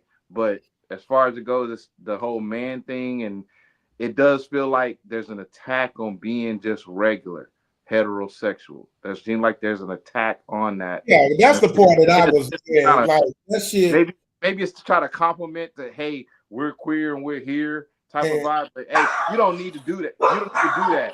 If you want. Well, look, I'm telling this. I'm my whole thing, man. Fuck the propaganda, all that shit. This shit on this bitch. If she's selling that propaganda, she gonna suffer. I'm finna give her this heat. That bitch weird, and she out of line, and she disrespectful for coming, making that cap and talking about straight men is a red flag. I don't give a fuck what part of propaganda she part of. What the fuck? First of all, the bitch wasn't supposed to win the goddamn award. Glorilla supposed to win. You know what I'm saying? Glorilla album. Hey, she had more albums. She had more records on her album in the top 10 or the top 100 on the Billboard. Her videos got more views. And That program's done. Recognized. But of course, we know, politics had a lot to do with it. Plus her being a queer and stuff like that. But even still, if we put all that aside, because she's very talented and she's very attractive, like, man, I love looking at her. Like, she's my prototype. You know what I'm saying? If you chocolate, pretty, like that, you know what I'm saying? And freaky, but she too freaky for me. And that's it when you freaky than me. And so it's just like, man, you gotta be careful when you say shit like that. How you gonna, and then, but this the same person who go around woman empowerment. But I notice if woman empowerment is so, how can you expect men to support woman empowerment when your requisite for woman empowerment is at the expense of tearing men down? True. So how you gonna want me to support you but you tear me down? All over social media too. You know what I'm saying? Like, that got to be the most ass backward shit. And this is one of the problems I have with a lot of black people. We can't keep. Why can't we win without the other side losing? Right? Like, why do white people have to lose for us to win? It's like we don't just want to win. We want to see you lose too. Nah, I'm good. I ain't trying to take it. Because at the end of the day, if we play that game like that, then white folks ain't gonna never give a shit. Because they gonna be like, nigga, you want me to lose to give you something. Fuck you.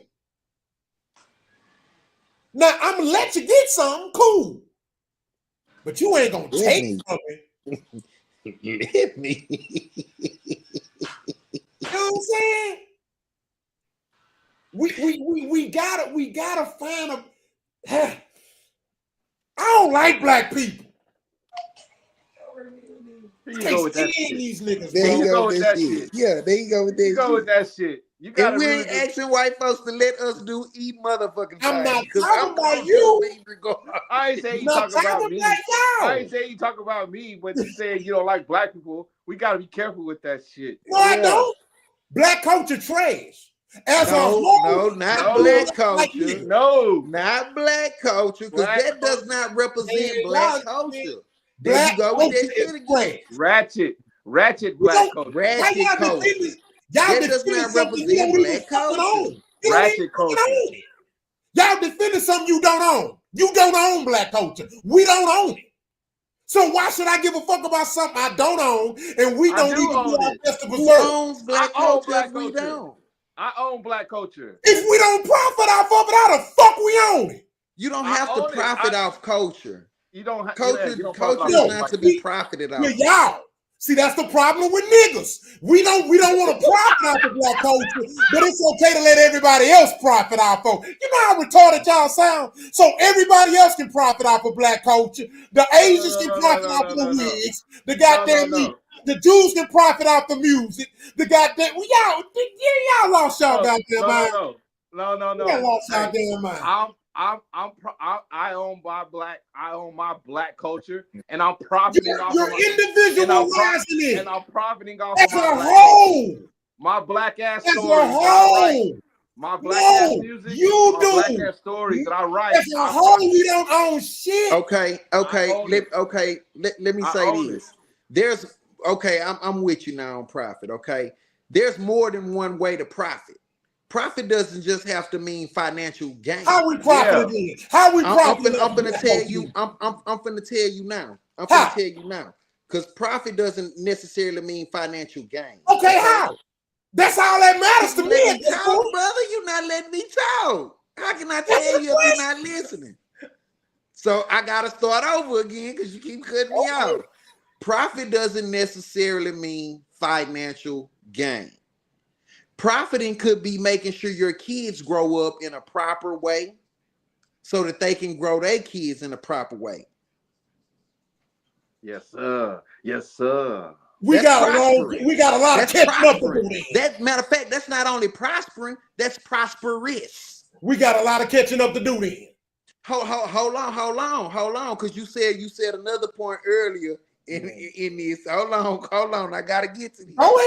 It's going down on this one.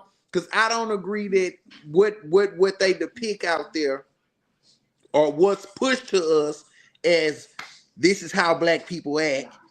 I don't think that's the norm. You changing the subject. I don't. Hold on. Because we're talking about black culture. We're talking about black culture. So culture is the way someone acts, behavior. All of that's culture. Traditional food. The food you eat, the way you live, all that's culture. I know that. Oh, okay. That's what I'm saying. How we play the dozens on each other. All that's black culture. That's okay. All that's black culture. Okay, So when we see weirdos like Doechii, I'm gonna call her Doechii because she ain't shit to me. So when we see weirdos like Doechii come out and make outlandish ass statements about being a straight man is a red flag, we're not adopting that. That's not black culture. Not at all. That's not black culture because I'm willing to bet 50% of black women don't agree with that. Yep. I'm just cutting it in half. I got company over here at Mama's house right now. So they was like, just 50? More than 50. Well, more than 50. But black women not running around looking for.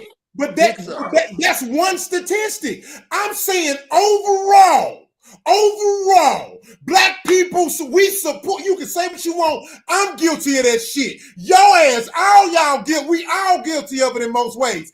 Most of us, as black culture as a whole, have or does support what's worse for us. Yes, we fucking do. We support the worst of us. You went all the way around the circle. What I said. What I'm saying is as a whole, right? As a whole. Yeah, I can't stress this enough. As a whole, that means a whole globe of us, as far as the country.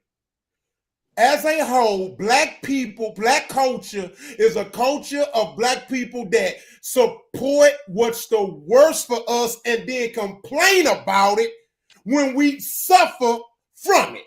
What do you mean by that? Break that down. Let me give you an example. And we didn't have different subjects that talk about this. Okay. Break it down. Okay. Cool. What we view as cool is destructive. As a whole, in general, if we can slice it up and go into categories, I'm saying as a whole. If you take the most hoodest hood rat female, and you take the most educated, esteemed black woman, right? Mm-hmm. And if you take the lowest hood rat nigga, and you take one of the most educated niggas, mm-hmm. You want to know what's going to play a factor in our identity? What? How fucking cool we want to be, or how hood, or how much we can relate to the motherfucking hood. And that's a fact. Someone, look, even Kamala, when she was selling her blackness, you want to know how she catered to us and how she said, oh, I put collard greens. Oh, I can dance. You can't tell me that ain't the truth. And did that help her or hurt her? But hear what I'm. We frowned at that. I was insulted. But again, you're personalized. I said black culture as a most black culture was insulted. Most black people were insulted. Not you, not me. No, most black people were insulted. Most black and people were insulted. Don't fucking lie. I got numbers to back this shit up. We do too. Okay, let me give you an example. This is why for me, bro, we are never going to get out of our economic rut if we don't turn the mirror towards us. Because guess what? If I'm trying to see how I look in clothes, I ain't gonna get that. I ain't gonna figure that answer out by turning the mirror around. True. Right. So my point is this. Let me give you an example of what I mean. Right? We got to get on a high level of thinking. True success, nothing matters if you're not economically on the playing field. Nothing else. All that shit, cool, cute, clothes, what we invent, it don't mean nothing if we're not taking ownership in it. So here's my point. Let me give you the Michael Jordan. We agree on that. But y'all not agreeing when I say black culture trash. That shit trash. As a whole, that shit trash. Totally disagree. Okay, that's cool. We don't really disagree. But guess what? One thing I know, statistic niggas like women like, numbers don't. And I can go on blackdemographics.com and you can look up any stat. We the most divorced. Now that don't have shit to do with the goddamn white man. Now we know it was trash. I'm gonna tell you why. How is it when we was more married in slavery, but we less married now? That ain't the white man's fault. Hold on. And see, you gotta watch how you read statistics. We might be the most divorced, but we're probably marrying at a rate faster than white people are getting married. We're not. We're not. You think white people are getting married? White women are getting married between 18 and 25. Who? White woman. Nah, I don't believe 18 and 25, that's a fact. I don't believe it. When I stay downtown on West Dallas. I said statistic, that's an area. That's an area. But that's an area. You looking at an area. I can go into I can choose an area to justify my opinion, but I'm just going off again. I'm speaking in general, y'all. Here's the thing. I'm not speaking for hope when it comes to my people, because hope ain't got us no motherfucking well. Let me give you the Michael Jordan thing, right? I don't deal with hope either. I don't subscribe to that word, never did. Let me give you the Michael Jordan effect, fam. Okay, so remember when Michael Jordan signed his second deal? When Michael Jordan signed his second deal, basketball or the shoe deal? The shoe deal. Okay. Because remember, he only been in two Nike contracts with him. Okay. So here's what happened. The first contract, which was a great contract, right? Great contract. After that contract was up, and if you ask any of black businessmen, how did they feel or what did they think of his decision to sign again with Nike? They'll tell you that was the worst mistake he ever made as it pertained to black culture, right? And they say, you put all this with black culture. Let me finish. Here's my point. They said, they said for him personally, he benefited, right? But here's what he said. By default, white people invest in their culture. By default, Asians invest in their culture. Every other race by default invests in their culture. Here's my point. When Michael Jordan contract was up, he owned his name, the brand, and the logo. That was a part of the first deal because you saw the movie. He told his mama told him that's his likeness. Who? He won't own it. Who? Mama and his daddy. Who? Michael Jordan. Who told him though?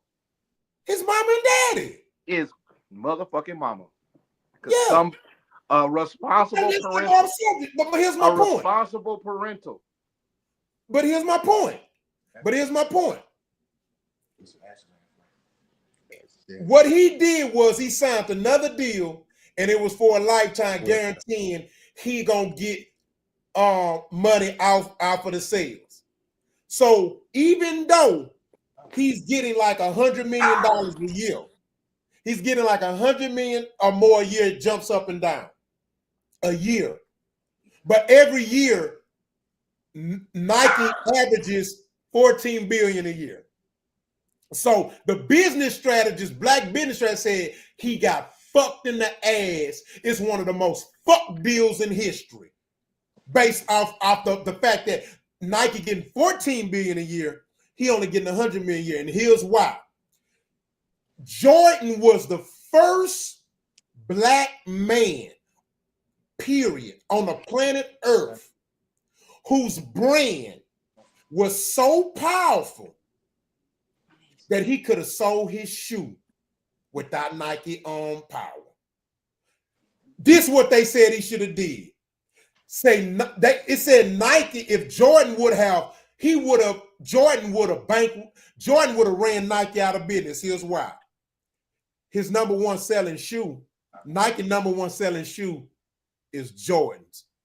Nike number two selling shoe is Jordans. Nike number three selling shoe is Jordans. Here's what Michael Jordan could have did. He got the logo. He owned the logo once the contract was over still, because they licensed the logo, his likenesses. You think niggas gave a damn who goddamn me who made the goddamn shoe? That motherfucker had Jordan on, and I'm getting it. And I'm going to keep shooting, fighting, stealing over it, and standing in line over it. 2, he could have started his own logistics company, because guess what? You got to be able to get the shoes where they're going to get to. He could have been the owner of that, and he could have opened up, he could have hired truck drivers. So he would have opened up a truck driving company. It would have been one of the biggest in the nations. He could have opened up Jordan shoe store. So he could have sold his shoes and other brand shoes. It would have been one of the biggest shoe stores competing with the other shoe stores. So just off his name, he would have been the biggest brand. He would have became one of the biggest logistics company. He would have became one of the biggest retail stores of shoes. Then he would have made the ship container companies money, right? Then on top of that, he would have opened up a marketing company, and he could have marketed it, his company. Then he need warehouses. He could have opened up warehouses. He would have profited off all of that, and he would have been richer and making the $14 billion a year. And on top of that, what he would have did, he would have enriched black culture. How? But he did. How does that enrich black culture? Because he would have had all those black-owned companies, which he would have been able to employ more black people and put other black people in higher positions. What black-owned That's what you think white people do. He's talking about the trucking company, the shoe store. If he would have not signed the deal. Yeah, the marketing company. No. Let me ask you this. That's what he's talking about. You need to tell me it wouldn't have worked. Jordan, it would have worked. Jordan wouldn't have went that way.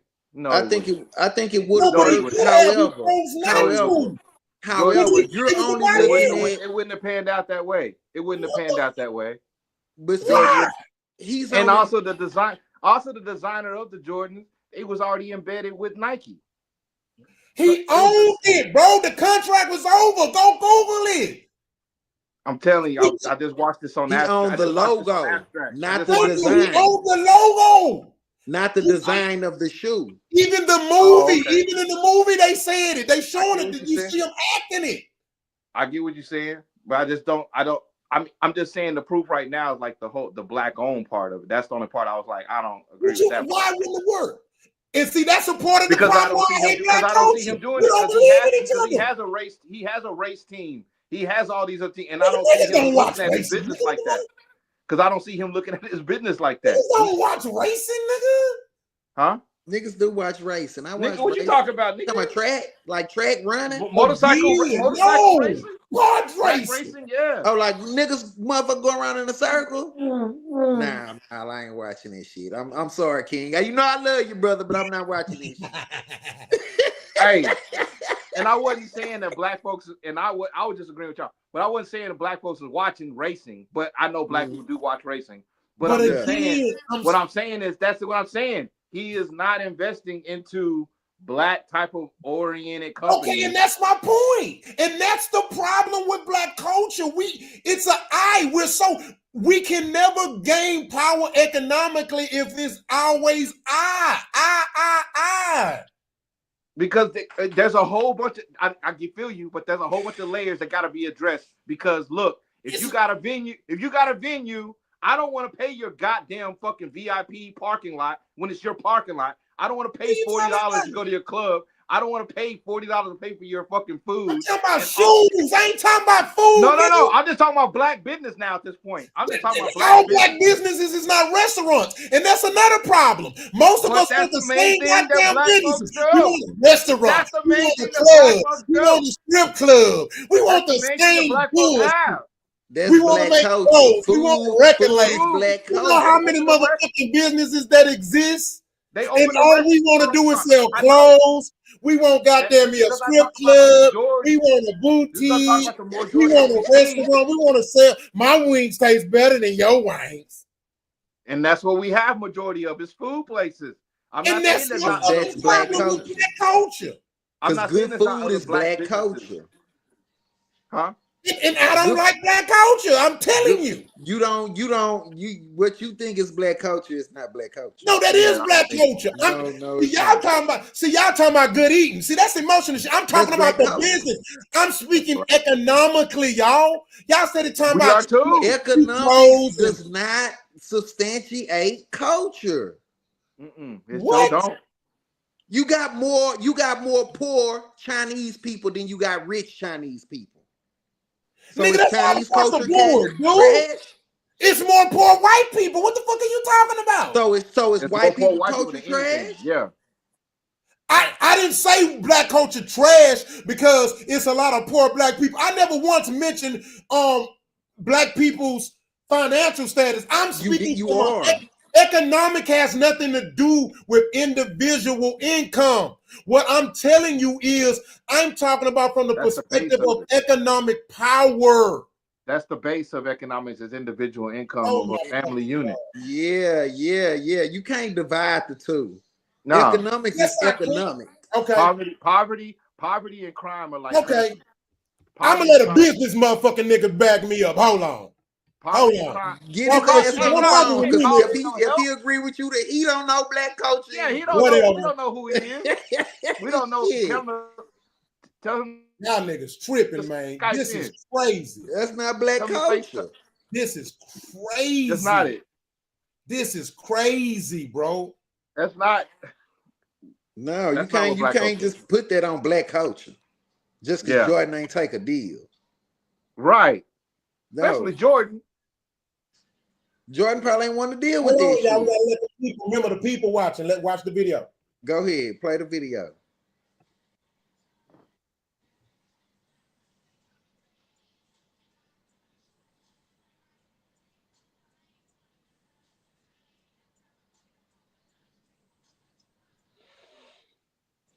We stuck. Wrong.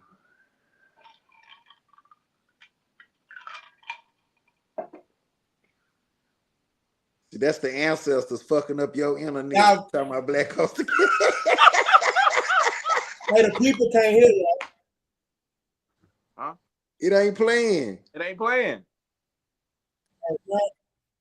Nah, that's why I say the ancestors fucking up your video. Oh shit, hold on. There. Just sitting there. Okay, hold on. Let me go back to it. Yep, Lake Lanier. Ancestors came up. Gold mine for between let's be practical.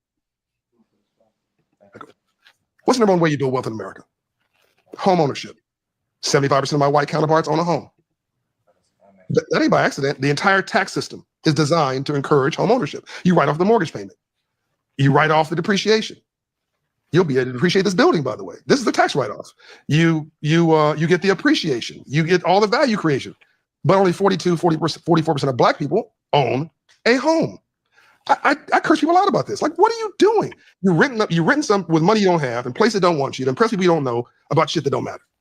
Stop it. Knock it off. That's low self-esteem. Go buy in the hood, DA-HOD, a hood adjacent. Buy the worst house in the best block. A hood in France is called Paris. A hood in the UK is called London. A hood in Turkey is called Istanbul. This is like where we are. In the airport is the next gold mine. Buy it and do not sell it. But I'll be on a show with people like, if it was a call-in show, somebody would call it. Yo, man, I don't like what John Bryan said. We don't own the home. The bank owns a home. If you don't pay, and by the way, if I gave you the loan, just to make it real clear, and you don't pay me, I'm going to own the home, your home. Business is not personal. Capitalism is a gladiator sport. We got to get out of this emotion stuff. We got to get to the basics. We don't own enough stocks. We don't own enough bonds. We don't own enough homes. Most of our businesses are sole proprietorship. This is royalty right here. You have, I don't know, a dozen people here. And where we are,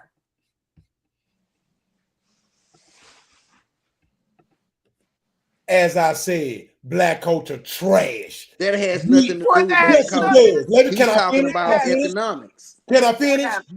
Here's my point.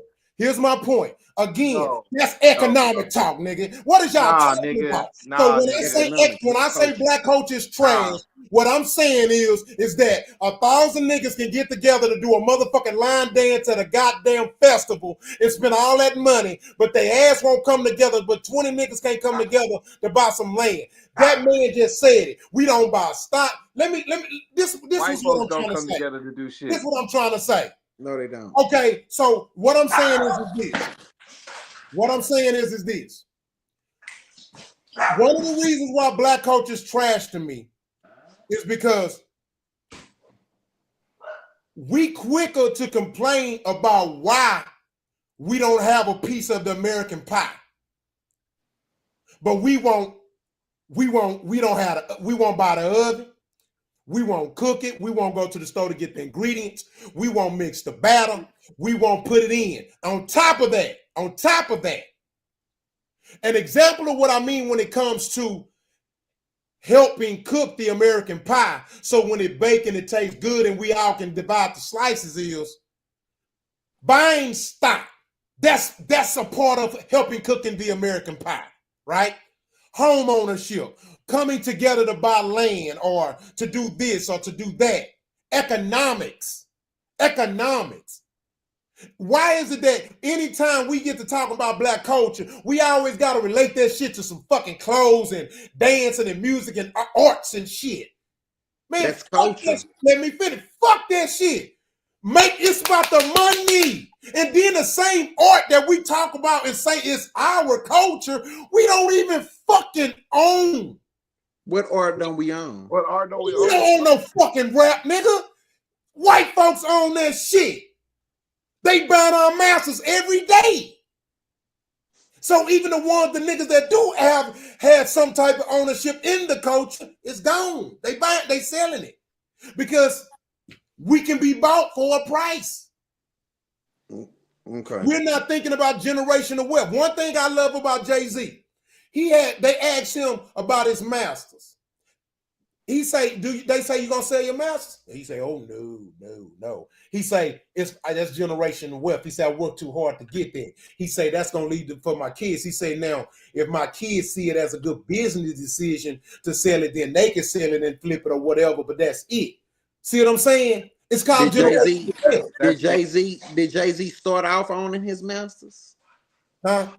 Did he start off owning his masters? Some of them, yeah.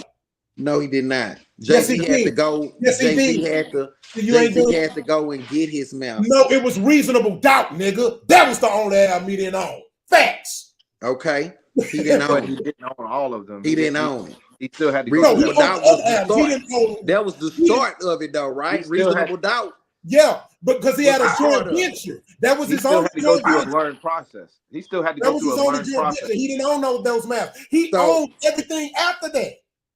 Because he went through a learning process, right? I didn't say you don't go through a learning process. Okay, but okay. Hold on. You've been And praising the us brother, for 30 and the brother you just put on said 42% of Black Americans own their home. Yeah. 42%. And he said 75% of white Americans own their home, right? Right. Yeah, and so that means 92% of Asians own their homes as well. How many? 92% and 70. I think it was. How many Asians are in America? It's not a lot of them. It don't matter. But so if 92% of them own their home, I'm not surprised. If 82% of Hispanics own their home. It's a bunch of them. So still what? Ain't no 82% of America. Ain't no 82% of Hispanics own their home. You don't have to try to deny the fact, man. This is fact. I'm telling you, I looked up the statistics. 82% of Hispanics do own their own. Yeah, but we can't sit there and act like the statistics aren't made by something. Yeah, we can't sit there and act like the statistics aren't. You keep it's not just you. There's others. There's not just you. Whoa. Check everything but the white man. You've been talking for 30 minutes. You've been talking for 30 minutes. Let us talk.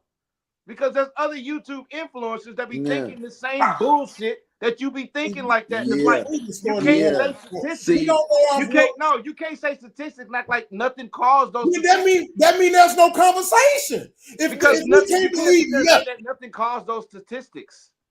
Because you got it's more than just the statistic. Okay, they saying 82% of Mexicans on their home. For the basis of a good argument, bro, you got to stand on something. We can't just start saying what statistics don't mean something just to make yourself say right. That. I didn't say that. I said there's a base. There's a base. The reason the statistic is what it is. We're saying 82% of Hispanics own their home, and guess what? If you go to a Hispanic home, how many of them motherfuckers live in there? You're proving my fucking point. Black culture trash. Living in one home. But black culture trash. Because we won't even let one motherfucker stay with us. Don't nobody want to be all cramped up on each other, Rock. We want some motherfucking space. Black culture trash. That don't make my culture trash because I want some space. I'm royalty. I'm black. I'm a god. Black culture trash because they won't live together. You got me in there. We won't live 50 to a house. No. Because we won't live 8 families. So you gonna live with 15 motherfuckers? But you can't. You gonna live with 15 motherfuckers? Is you gonna live with 15 motherfuckers? Nigga, at my age, no. Exactly. At their age, they do it though. They do it. You know what? They do it. The 45-year-old. That's a motherfucking lie, nigga. Them niggas ain't 40 years old. You know that's a lie, B. You are damn right. Hey, come to my. I can take you right here around the corner right now. I can take you down the street right now to A house. They do. Hold on. If they do, that's because they come from the country and they giving them help to head start, jump start them. That's different. That's different. Fuck no. Hell no. They ain't living there forever. That's bullshit. They all live together. I don't care. Them niggas burn up the neighborhood, nigga. Them niggas stand with each other until they buy the next house, nigga. They coming from a culture. Mexican, Indian immigrants that come from a culture that had a chance to cultivate how they're gonna live. Y'all are denying the truth. They got a chance to cultivate how they're gonna live. Okay. They coming from a culture that got a chance to cultivate how they're gonna live. They got a chance to cultivate how they're gonna live. They come from a culture. They come from a time that they had at least 80 years to cultivate how they're gonna be. Y'all, I ain't fooled. Black culture trash to me. Okay, since we disagree, we're gonna let the looking up. We totally disagree on that. We totally disagree on that one. Yeah. I don't think black culture is trash. I would never say black culture is trash like that. There's a section and a portion of black culture that's trash, but it's not like the whole black culture is trash. Hell no. Hell no. We can't even police ourselves. Black culture trash. Police ourselves every day, man. We police ourselves every day. What they got? Hispanic police running around here? Yeah, what they got? What's going on? Whoa. See, now I'm finna hit y'all ass. Hold on. What? Hold on. I'm not saying do this. But I bet y'all right now, and I'll put 500 on it. Then let us hear. Hold on. Hold on. Let us hear. Let us respond. We want to finish. I ain't saying do it. I'm just saying hypothetically. Wait till 2:30 in the morning and ride through Bel Air. I bet you won't see one motherfucking cop. And them white folks got their windows open. Bullshit. And they got their windows open. No, you're wrong, Rock. Bullshit. You got police on duty sitting right there in the neighborhood, paying by the neighborhood to sit there. I guarantee you. What are you talking about? I didn't say you're not gonna see a cop. But what I'm saying is, them niggas know how to act. Wait. No, they don't. Bel Air in Houston. White folks are druggies. Bel Air in Houston. Drive through that bitch just 35 miles an hour. So let me ask you this. Let me ask you this. Miles an hour between 10 p.m. to let me ask you 6 a.m. this. From 10 p.m. to 6 a.m. Drive Let through me ask you 35 miles an hour. You doing 36? Your ass getting pulled. Black coach is still. I ain't say break the law, nigga. You talking about breaking the law, duh. You better not be black. Yeah, nigga. We saying that they have their own police over there. I didn't say that, but what I'm saying is they still not a police. Okay, so would you rather get dropped off on Crenshaw Boulevard or in Bel Air? Lie if you want. Either one. You what? Crenshaw? Okay. The blue on? Okay. Nah, man, come on. Now look at this though, Rock.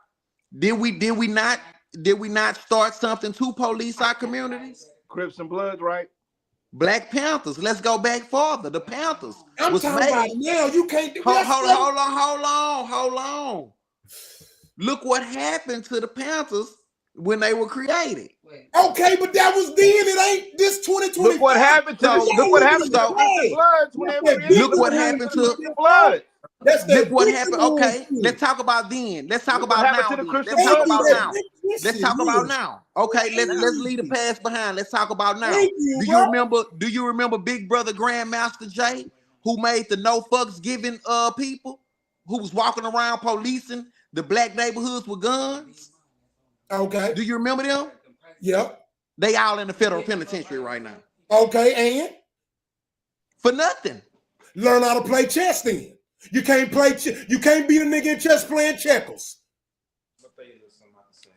What they were doing was they was doing what they can do. You can walk around with a gun in your neighborhood and police. Yep. But guess what? Stop televising the goddamn revolution. Look, I agree with that. I agree with you right there, Rock. I agree with you there. I agree with that. I agree with that. Don't televise the revolution. We always telling motherfucker what we finna do. I agree with that. I agree with that. With that part. I agree with that. 100%. I agree with that. 100%. That's all I'm saying. That's about it. I agree with that. God damn. All right, so we're finna go to this and we're gonna switch it up a little bit, y'all. Hold on. Yeah, damn. Y'all brothers Christ. You gonna quit calling Black Culture Trade. Man, for real, dude. All right.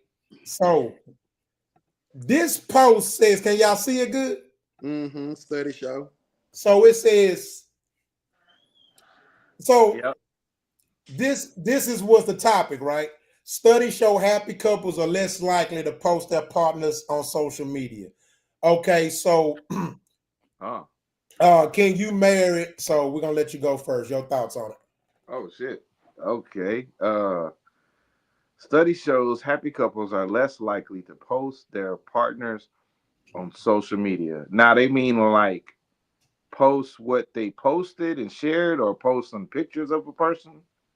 Kane, just answer the damn question. You read it like us. Cause I done seen King Woman on his page, so I want to hear this shit. Dang. You read it just like us, nigga. Answer the motherfucker. Study shows happy couples who are likely to post on their partners. I mean, I think me and my wife, we happy as fuck. I mean, we good as far as I know. So I'm like, I don't feel like because I post a lot. So I don't feel like I post her a lot. I post my kids a lot. Yeah. But I don't per se post because one, when I do post, when I was posting because I'm like, that's my boo, whatever.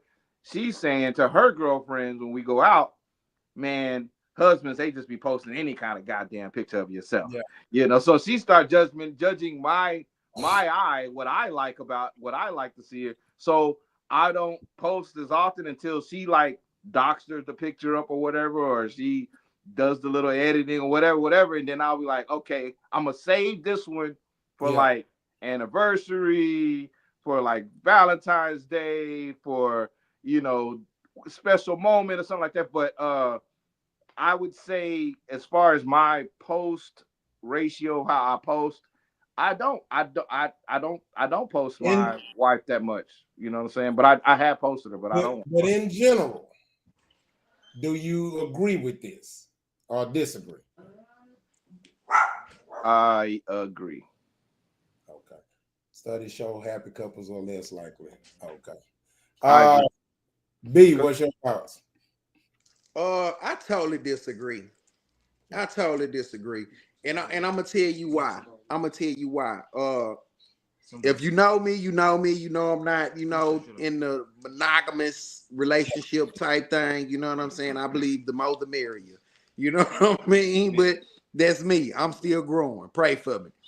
But my favorite monogamous couple in the world is my kinfolk. You know what I'm saying? Him and his wife. Yeah. Him and his wife, bro. I love their relationship. They have a beautiful relationship, bro. I mean, beautiful.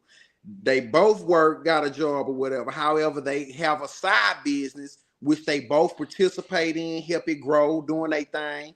They both post each other constantly. Oh, this my boo, this baby. Shout out to baby, this woo woo woo. Got a beautiful relationship, and they ain't faking this. You know what I'm saying? That's like his best friend, his nigga, his motherfucker. You know what I'm saying? If he going somewhere, you better know she coming. So if you invite him somewhere, you know who he pulling up with. He pulling up with baby. Now, don't get me wrong. They do have a time where she'll go do her thing with her homegirls, and he'll go do his thing with the fellas, get their time apart. You know what I'm saying? But they have a beautiful relationship. And I tell them this all the time.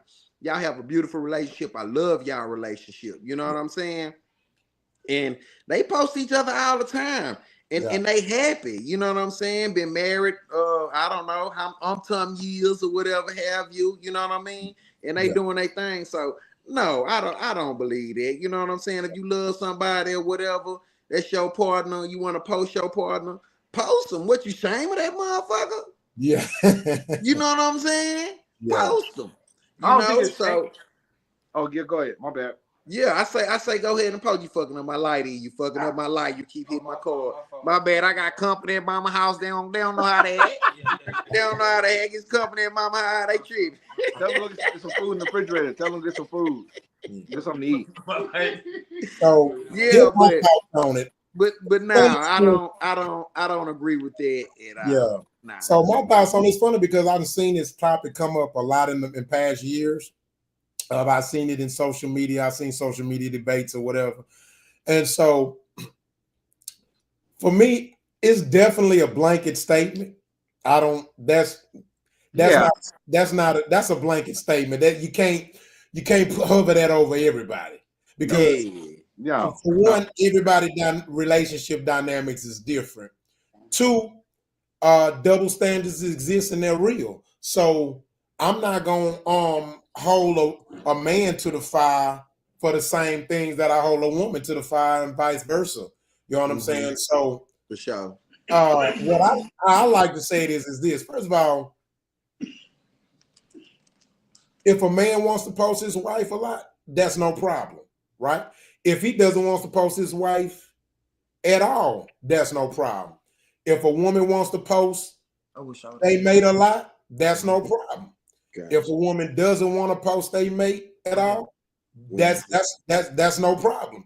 Here's where I have a problem with. What time? I would say this.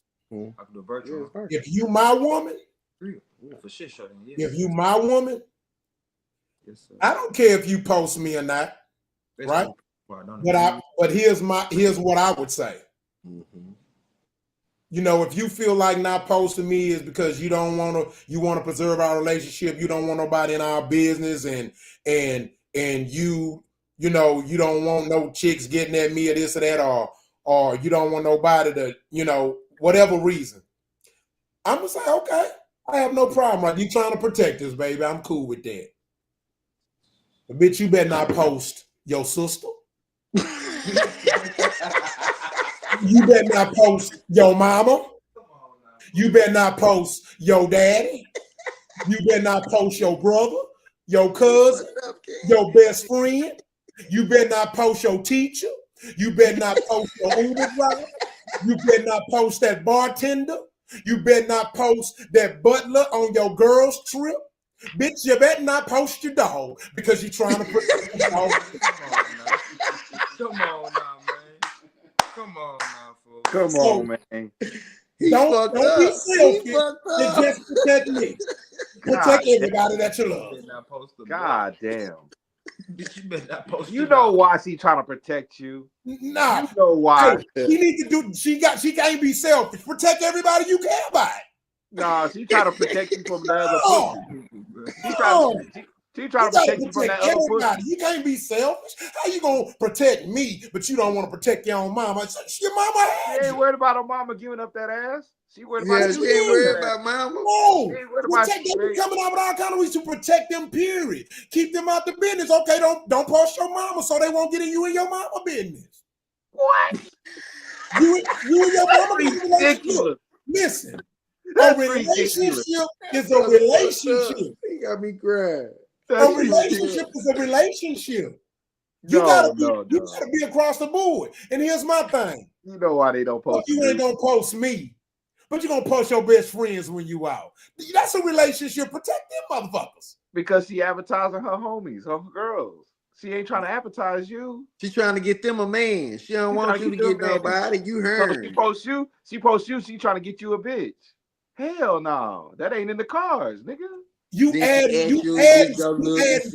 possibilities. I'm saying he just always overall add possibilities, but his ass you can't.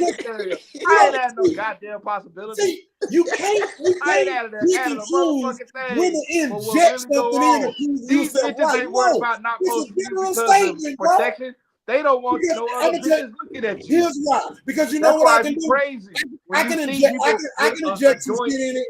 I can inject some shit in it to change my answer too. I can say, well, okay, well, let's say I'm a lifestyle couple, but I'm not saying that. I'm saying just a baseline, just the base. Because because guess what? If it's a lifestyle couple, then they're gonna have different rules. We can inject shit in it to change the rules to get a different outcome. No. Every relationship is different. Every relationship is different. Exactly. So but I said me. I said if you have these reasons not to post me as your man, I'm telling you, bitch, you better not post nobody else. That's not how this works. She ain't gonna have nothing but a bunch of picture of clouds on her shit fucking with rock. Yeah. Clouds and leaves and bird in the background. Look, and water. Water splashing. Here's my point, right? I told you it's a double standard, right? So if I don't post my wife, I can do that. I'm a man. It's a double standard. I ain't supposed to be out here. Ooh, look how fine my wife is. Because what I'm saying is, if she fine, it don't matter if that's not your intention. They gonna see her ass. Even if it's fully clubbed, they gonna like, that nigga wife right, fine motherfucker. Right? You don't think women do that to men? Huh? You don't think women do that to men? She yes. A man and she exactly. And again, I told you it's a double standard. Double standards exist. I understand that. Why do you have a double standard there, though? Yeah, I'm not understanding because on some shit I understand that there's a double standard. Here's what I'm saying. I've had conversations like this, right? Man, look, if a woman on a social media app, let's say 3 years, and she been with you 10 years, and she posts Everybody she care about and love, pictures when they at the birthday dinner, the wedding, the baby shower, a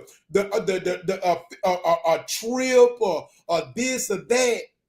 You got to think about this. That nigga at some of them motherfucking events, how the fuck he ended up never in the motherfucking picture? You got me fucked the fuck up. Something ain't right. You want to be in the picture? It ain't about what I want to be. It's about tendencies. You ever heard the saying? You ever heard the saying? The truth shows inconsistency, and a lie shows an inconsistency.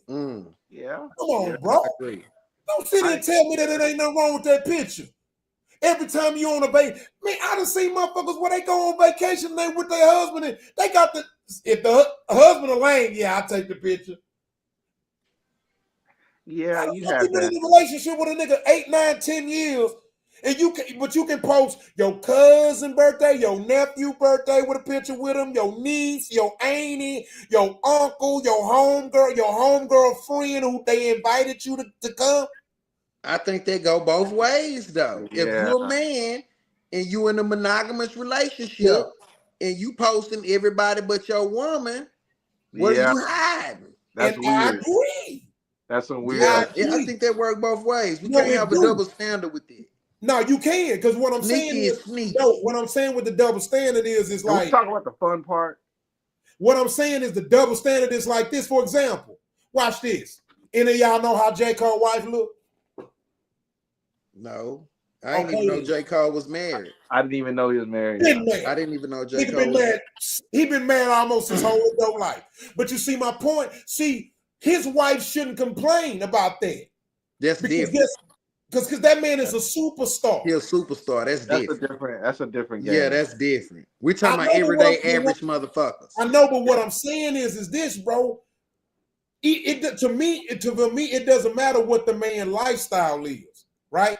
But just being a man, bro, I ain't gotta put my wife out here on Front Street like that. Because even though J. Cole is a star, if your chick a bad chick, nigga, I don't give a fuck if you a nobody, nigga. You post that fine motherfucker, that motherfucker finna get a lot of followers. Don't add her. Don't send her at. Yeah. Different though with J. Cole. If J. Cole posts a picture of you can't go to the grocery store now. Shit, these niggas so crazy these days, your bitch won't be able to go to the grocery store after you post them. Nah. I got 798 followers. Don't matter, kinfolk. Yeah. Nigga, they got face recognition. Nigga, I can take a picture and upload it and pull up a person on social media. Oh, I forgot you Geek Squad. Yeah, I'm not doing all that shit. I mean, I'm just saying.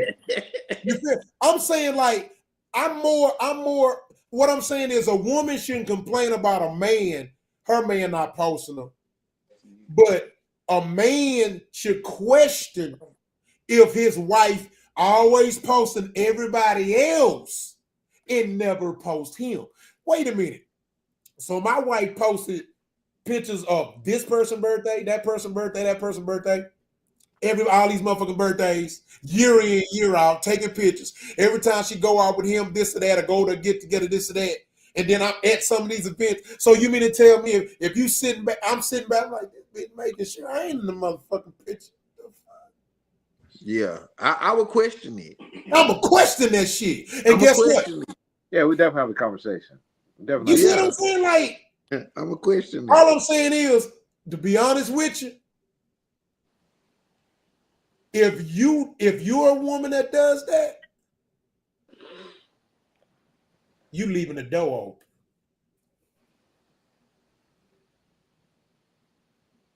open. She leaving that door open. That door crack. Yeah, you ain't posted them. You ain't posting them. Yeah, for sure. I agree. But I look at it as a two-headed sword. You know what I mean? If a brother doing it, same shit. He ain't posting you for a reason. Same. He ain't posting you. Because, man, I ain't going to say no names. But we having a New Year's party, New Year's Eve party or whatever have you. And my kinfolk, right? So his mama was like, everybody get together and take the picture, and told his little girlfriend he brought, go on, get in the picture. Man, this nigga lost it. I mean, he lost it. Yo, why you want her in the picture? Fucked up the whole New Year's party. He was not trying to have her in the picture because he know he fucking up.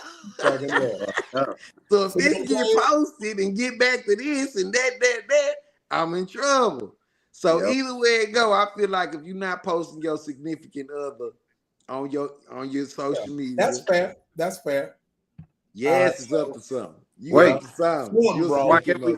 But why can't we talk about this? I would find it very disrespectful. You sit there, you post pictures of everybody at every event, every Yeah, we got that.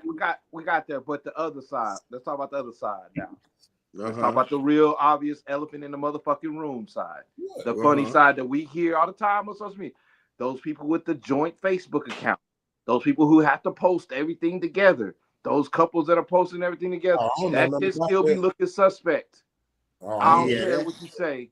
That's weird to me. It's weird. Why are we sharing a social media? That's like sharing a phone. It's like you're trying to be in love on purpose. Yeah, that's weird. Yeah, that's weird. Yeah, You gotta, unless y'all a lifestyle couple. Yeah, then that's different. Yeah, if y'all a lifestyle couple and y'all both out here trying out to there like get into that, some shit, then I can see that. She starts sharing motivational quotes and he starts posting pictures about vacation, something going on, and yeah. That's weird. I don't understand that. So anybody out there, you sharing Instagram or whatever social media with your girl, cut that shit out. He said it first. Cut that shit out. We're gonna go to the next subject. And I'm gonna ask y'all the questions when we finish watching it. Oh shit, I'm pushing mute right now. Oh my god, we about to start gangbanging. It's a fraternity, 100%. No difference. No difference. Only thing they did different is file legal papers to make them a fraternity. If somebody was to name Blood Alpha Phi Blood right now and file the papers, then Blood will be a fraternity, and we could start it anywhere, and they could put it in colleges and all that. Being Blood is not a crime. What you do if you're doing criminal activity as being a Blood makes it a crime, but that doesn't mean every Blood is a criminal. I know there's a lot of people in fraternities that broke hella laws and they are locked up right now. I know there's a lot of Q dogs who lock their ass up right now. You heard? You did, but nobody talks about that. It's all the same thing. Freemasons, fraternities, Bloods, Crips, Yetas, it's all the same thing. The benefits might not be the same. Fraternity has a different type of benefit. You sign to this help you out with your future successes and business endeavors, but it kind of works in the same way of that also, because you got people like me that have been helping out people legally and giving people different type of jobs and opportunities in their lifestyle. So what's the difference? Blood is a fraternity. All right, so before I ask the question, let me say this. Black culture trash, nigga. What? How did you look good with the black culture with this shit? How the fuck we get to this? I said what I fucking said. Black culture trash. How do you get there from God that? damn. What is wrong with you? God damn. What the fuck? What is wrong with you, my guy? You are tripping. You could have said Jim Jones or Bloods or Blood. You could have said Jim Jones or Bloods. Black culture. Now, here's the question. That's what you got out of that? I'm over here trying to find Yep. So here's the question, right? Damn. I usually be down there. So take my motherfucking shower here. Jim Jones is in his 50s. And he's still a gangbanger. So when I saw this, man, this was one of the most disgusting representations of the generation that he exists in. And this is a part of why, and again, I don't want to make this about black culture's trash. I'm just getting to the point of the question. These are, and again, don't personalize it. White folks' heroes do not look the same as ours, man. And that's a fucking fact. Overall, majority of our heroes are either athletes or entertainers. And this is a part of the problem when we have motherfuckers like him 50-something years old, still talking about gang, and Snoop 60 damn near, banging and claiming Crip and throwing all that shit with their fingers. And now, and that's cool. So, you know, you grown. Again, people don't have to follow in his footsteps. People don't have to be to look at him as a hero, right? So let's put all that aside, right? I find it very disgusting, and this is why I have a problem with a lot of people, specifically that look like me, because that's who I care about. But it's one thing to be lost. It's one thing to be living with a mindset that's so toxic. But it's really a travesty when people can live in a toxic lifestyle or have a fucked up state of mind, and that will push the narrative so hard to where they will objectify something that's way more positive and take something that's positive and negatize it to try to positize they bullshit. Now, as much as I'm not a fan of those frats, you want to know what I can say? They way more fucking positive than negative. And you want to know what I can say about those fraternities, even though I'm not a fan of them? They generate good men more than bad men. They generate better citizens of society than a gang ever could. So the fact that this motherfucker sat here on a national podcast and sat there and negativized one entity to try to positize his entity, that's demonic. Your soul bought, bro. But what's y'all thoughts on it? Well, dropped a nuclear bomb and asked us what our thoughts are. This nigga dropped. Y'all didn't hear what he said. Y'all didn't hear what Rock said, man. He dropped some gems, some bombs in there for real, though. Like, even though I don't agree with everything you said on that part, but he dropped some gems and some bombs in there about the blood Crip gang, where they at, the 60-year-old, the 50-year-old still doing the gang sign, and we glorify it. We emulate it. We make clothing. He had a whole do-rag, blue rag, Snoop Dogg does. We see that. And just the fact that fraternities, they do, the only rap they get it back because of the hazing stuff, you know what I'm saying? But, and then you also have like the folklore conspiracy stuff with it, whatever. But overall, they do have like this brotherhood, sisterhood. And a lot of times if I see somebody that's in a fraternity or a sorority, they usually doing all right for themselves. They usually doing pretty decent. And then the ones that are doing really good, especially if they black, if they doing really good and they're like above the ages of 50, you know, they're usually the ones that's on the boards. They're usually the ones that's running the art programs. They're usually the ones that's handing out grants. They got something that got going on that's like towards the city civics or political stuff of like, these are where we kind of harvest people to be running for candidacy or doing things for us. But at the same time, I think there was a brief little window of Crips and Bloods when they first started that you could probably like maybe 6 months of time, that you could probably take 100 years of what these fraternities have been doing, representing themselves as, that the Crips and Bloods could say that they had some sort of representation like that when they first were trying to combat police killing black folks in the neighborhood at that time. But that was like a brief moment. And we can all talk about COINTELPRO of why things broke up in the drug 80s and Oliver North and all that shit. We could do that. But overall, like, I see what what's his name? Big Mike? Not Big Mike. Mike, Killer Mike. Oh, okay, Killer Mike, when he did that show, when he made the Crip Cola, and trying to, you know, I see that. I see what Jim Jones is trying to say, but I still feel like I'm still on the Rock side, man, where it's a positive, a negative thing trying to attach itself to something positive. Yeah, that's what killed me, because like me and Trust and talk, you know, I ain't no fan of fraternities, you know what I'm saying? But I'm not gonna give them their credit away. And you know another thing, they can get a job. Man, they hire each other.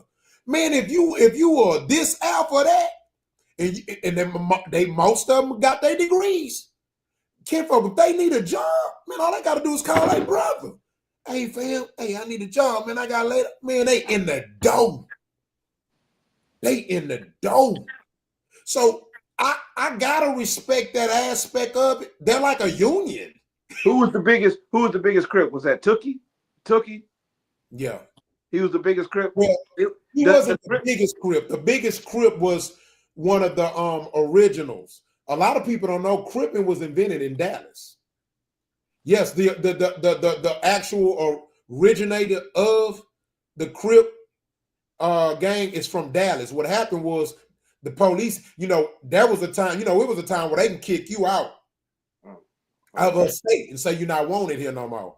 Yeah. So they kicked him out, and then he fled to California, and then that's what he started up the street Crips. The only point I was trying to make was say is like, even by the notoriety of that guy Tookie, by the time he was in that whole revolutionary type of aspect of what the Christian blood was supposed to be, it was already dead. It was already dead by the time Tookie was already in prison and stuff. So we're talking in the early 80s, it was already dead. So everything I grew up in, I seen, I can't say like that. Like, we've now in the last 10 years, 10, 15 years made this Crip blood thing some sort of organization looking peaceful thing, so to speak, in a way, because I will say this, because we were saying, oh, he's a so-called gangbanger. I don't believe Jim Jones is a gangbanger, because I believe that there are different levels of like affiliate, gang member, and a gangbanger. I know the gangbanger was the one that was actually doing the killing and shooting. They was actually out there doing Jim shit. Jones, he was in the streets. I can't take that away from him. He was gangbanging. He was a blood before he was a rapper. So if he was out there shooting and killing, doing drive-bys and shit like that, that's crazy. Well, I'm not gonna say you have to kill and shoot somebody to be a gangbanger. You know what I mean? It's people. I'm just saying when we use those terms, even because we come from the culture that those terms were used, they were used. They had a title. It's different levels of being a gangbanger. You know what I'm saying? So not everybody has to kill or things like that. But he was a blood when he was a teenager. So yeah, because I know that's like that culture. Yeah. If you grow up in California, you grow up on a certain street, even if you don't want to be a blood, you still accepted by blood. Yeah, exactly. Yeah. So I think that's where Jim Jones is trying to live in that little. But look how they laughed at him. Like, did y'all not see that? Huh? You seen how they was reacting? Like, man, he tripping. Yeah. You see what you got Jones like, man, come on, Cam. Did you see? He might be going through a midlife crisis, bro. He's in his 50s. He definitely is going through a midlife crisis. Yes. He's been going through a midlife crisis for 5 years. He need to go get a polo shirt, some slacks, and go hang out with Kevin Hart, go play some golf. Get comfortable, bro. Get comfortable. Here's and I'm not, again, we got, look. Okay, how long before you get started? Hold on. Time out. Go ahead. The definition of a gang is 3 or more working in unison. Yeah. Okay. Mm-hmm. The Crips have a color. The Alphas, the Omegas, they all have a color. They all got their color scheme. The Crips got a gang sign. Yep. The Alphas got a sign. Yep. The Omegas have a sign. They all say so. It's a very fine line in the difference of them. The difference only being that one is doing something positive and the other one is doing something negative. Exactly. You know what I'm saying? So we're not gonna talk about the Bloods or the Crips or whoever, GD, whatever. Like these are positive guys doing positive shit in the neighborhood. We know they fucked up. They doing fucked up things, getting young brothers killed, sent to the penitentiary. All these things happening, right? All it takes is a flip of the switch, though. If and when I say that, let's say example, if all the Bloods and the Crips wake up tomorrow and say, you know what? Instead of killing each other, we finna go out here, we finna clean up the community, we're gonna pick up the billboards out this trash can, we're gonna make sure our community is clean, we're not gonna sell drugs. Matter of fact, we're gonna make sure you don't sell drugs in our community. We're gonna make sure this here changes the whole theme of it. Changes the whole. So I get where Jim Jones kind of coming from, that it's a fine line in between the fraternity and a gang. It's a very fine line. We need 40. And that's not to promote gangs. I never gang said it was. violence. I totally agree with you. But when Yes, we a have a fine line. grown-ass 51-year-old man sitting there negativizing one organization to try to positize his, that's disrespectful. That's yeah. And I would never, down those brothers. That's like me being a serial killer and saying, "Why I gotta get locked up? Why y'all coming at me? It's no different than an assassin for the military. He got 12 kills. I got 12 kills. What? You know what I'm saying? It's like, well, nigga, his shit was legal and he was actually shooting the enemy, nigga. Yeah, he was mandated by He was mandated by law. He was mandated by the commander in chief to do that. Yeah, you know what I'm saying? Yeah, but murder is murder. Murder.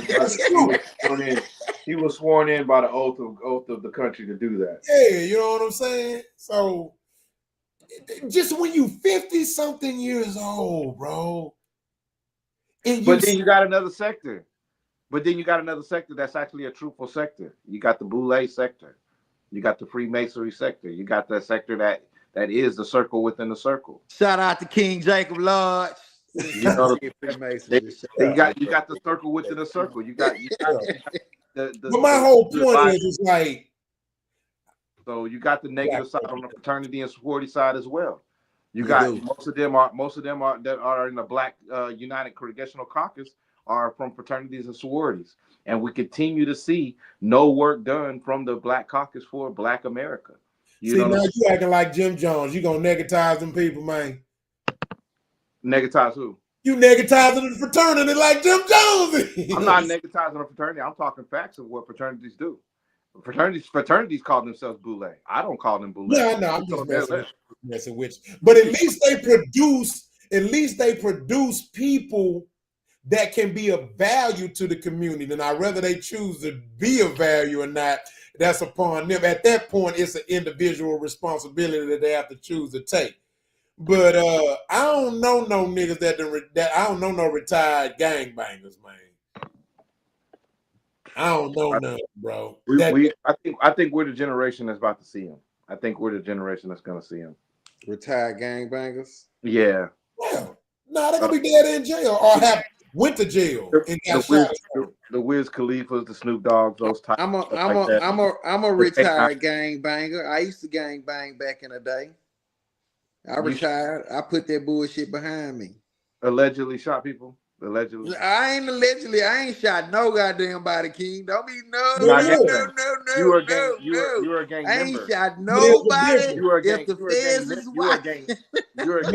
Here's the difference. Allegedly. You're a gang member, not a gang banger. Gang banger is totally different. But look, in order to actually, based off retire, when it comes to retiring, there's a certain amount of years and level and work you got to put in. Mm-hmm. Most of the times to retire doing something, it takes 15 to 30 years. So you can't say you're a retired. That's like me saying I'm a retired drug dealer. No, I'm not, because I ain't put in no motherfucking 20 years of drug dealing. No, it's Killer Mike. It's Killer don't last 20 years. Yeah, that's what I'm saying. So we ain't gonna need to give ourselves that negative credit. You say what, brother? Is Killer Mike a Crip? I don't know. Is he a Crip? Is No, that why Killer he's on Mike that? ain't no gangbanger. Is that why he's on that Crip? No, I never, he's you never know been a what I mean? gangbanger. He's Yeah, never. I wouldn't want to put that jacket on that No, brother. no, don't. Yeah, no. Killer Mike has never been a gangbanger. No. I didn't say gangbanger. I said, was he in a Coca-Cola on his show? No, that was his way of he was basically giving the gangs positive energy on how to reinvent themselves and do like Trust said, if they could just flip that switch, you know what I mean?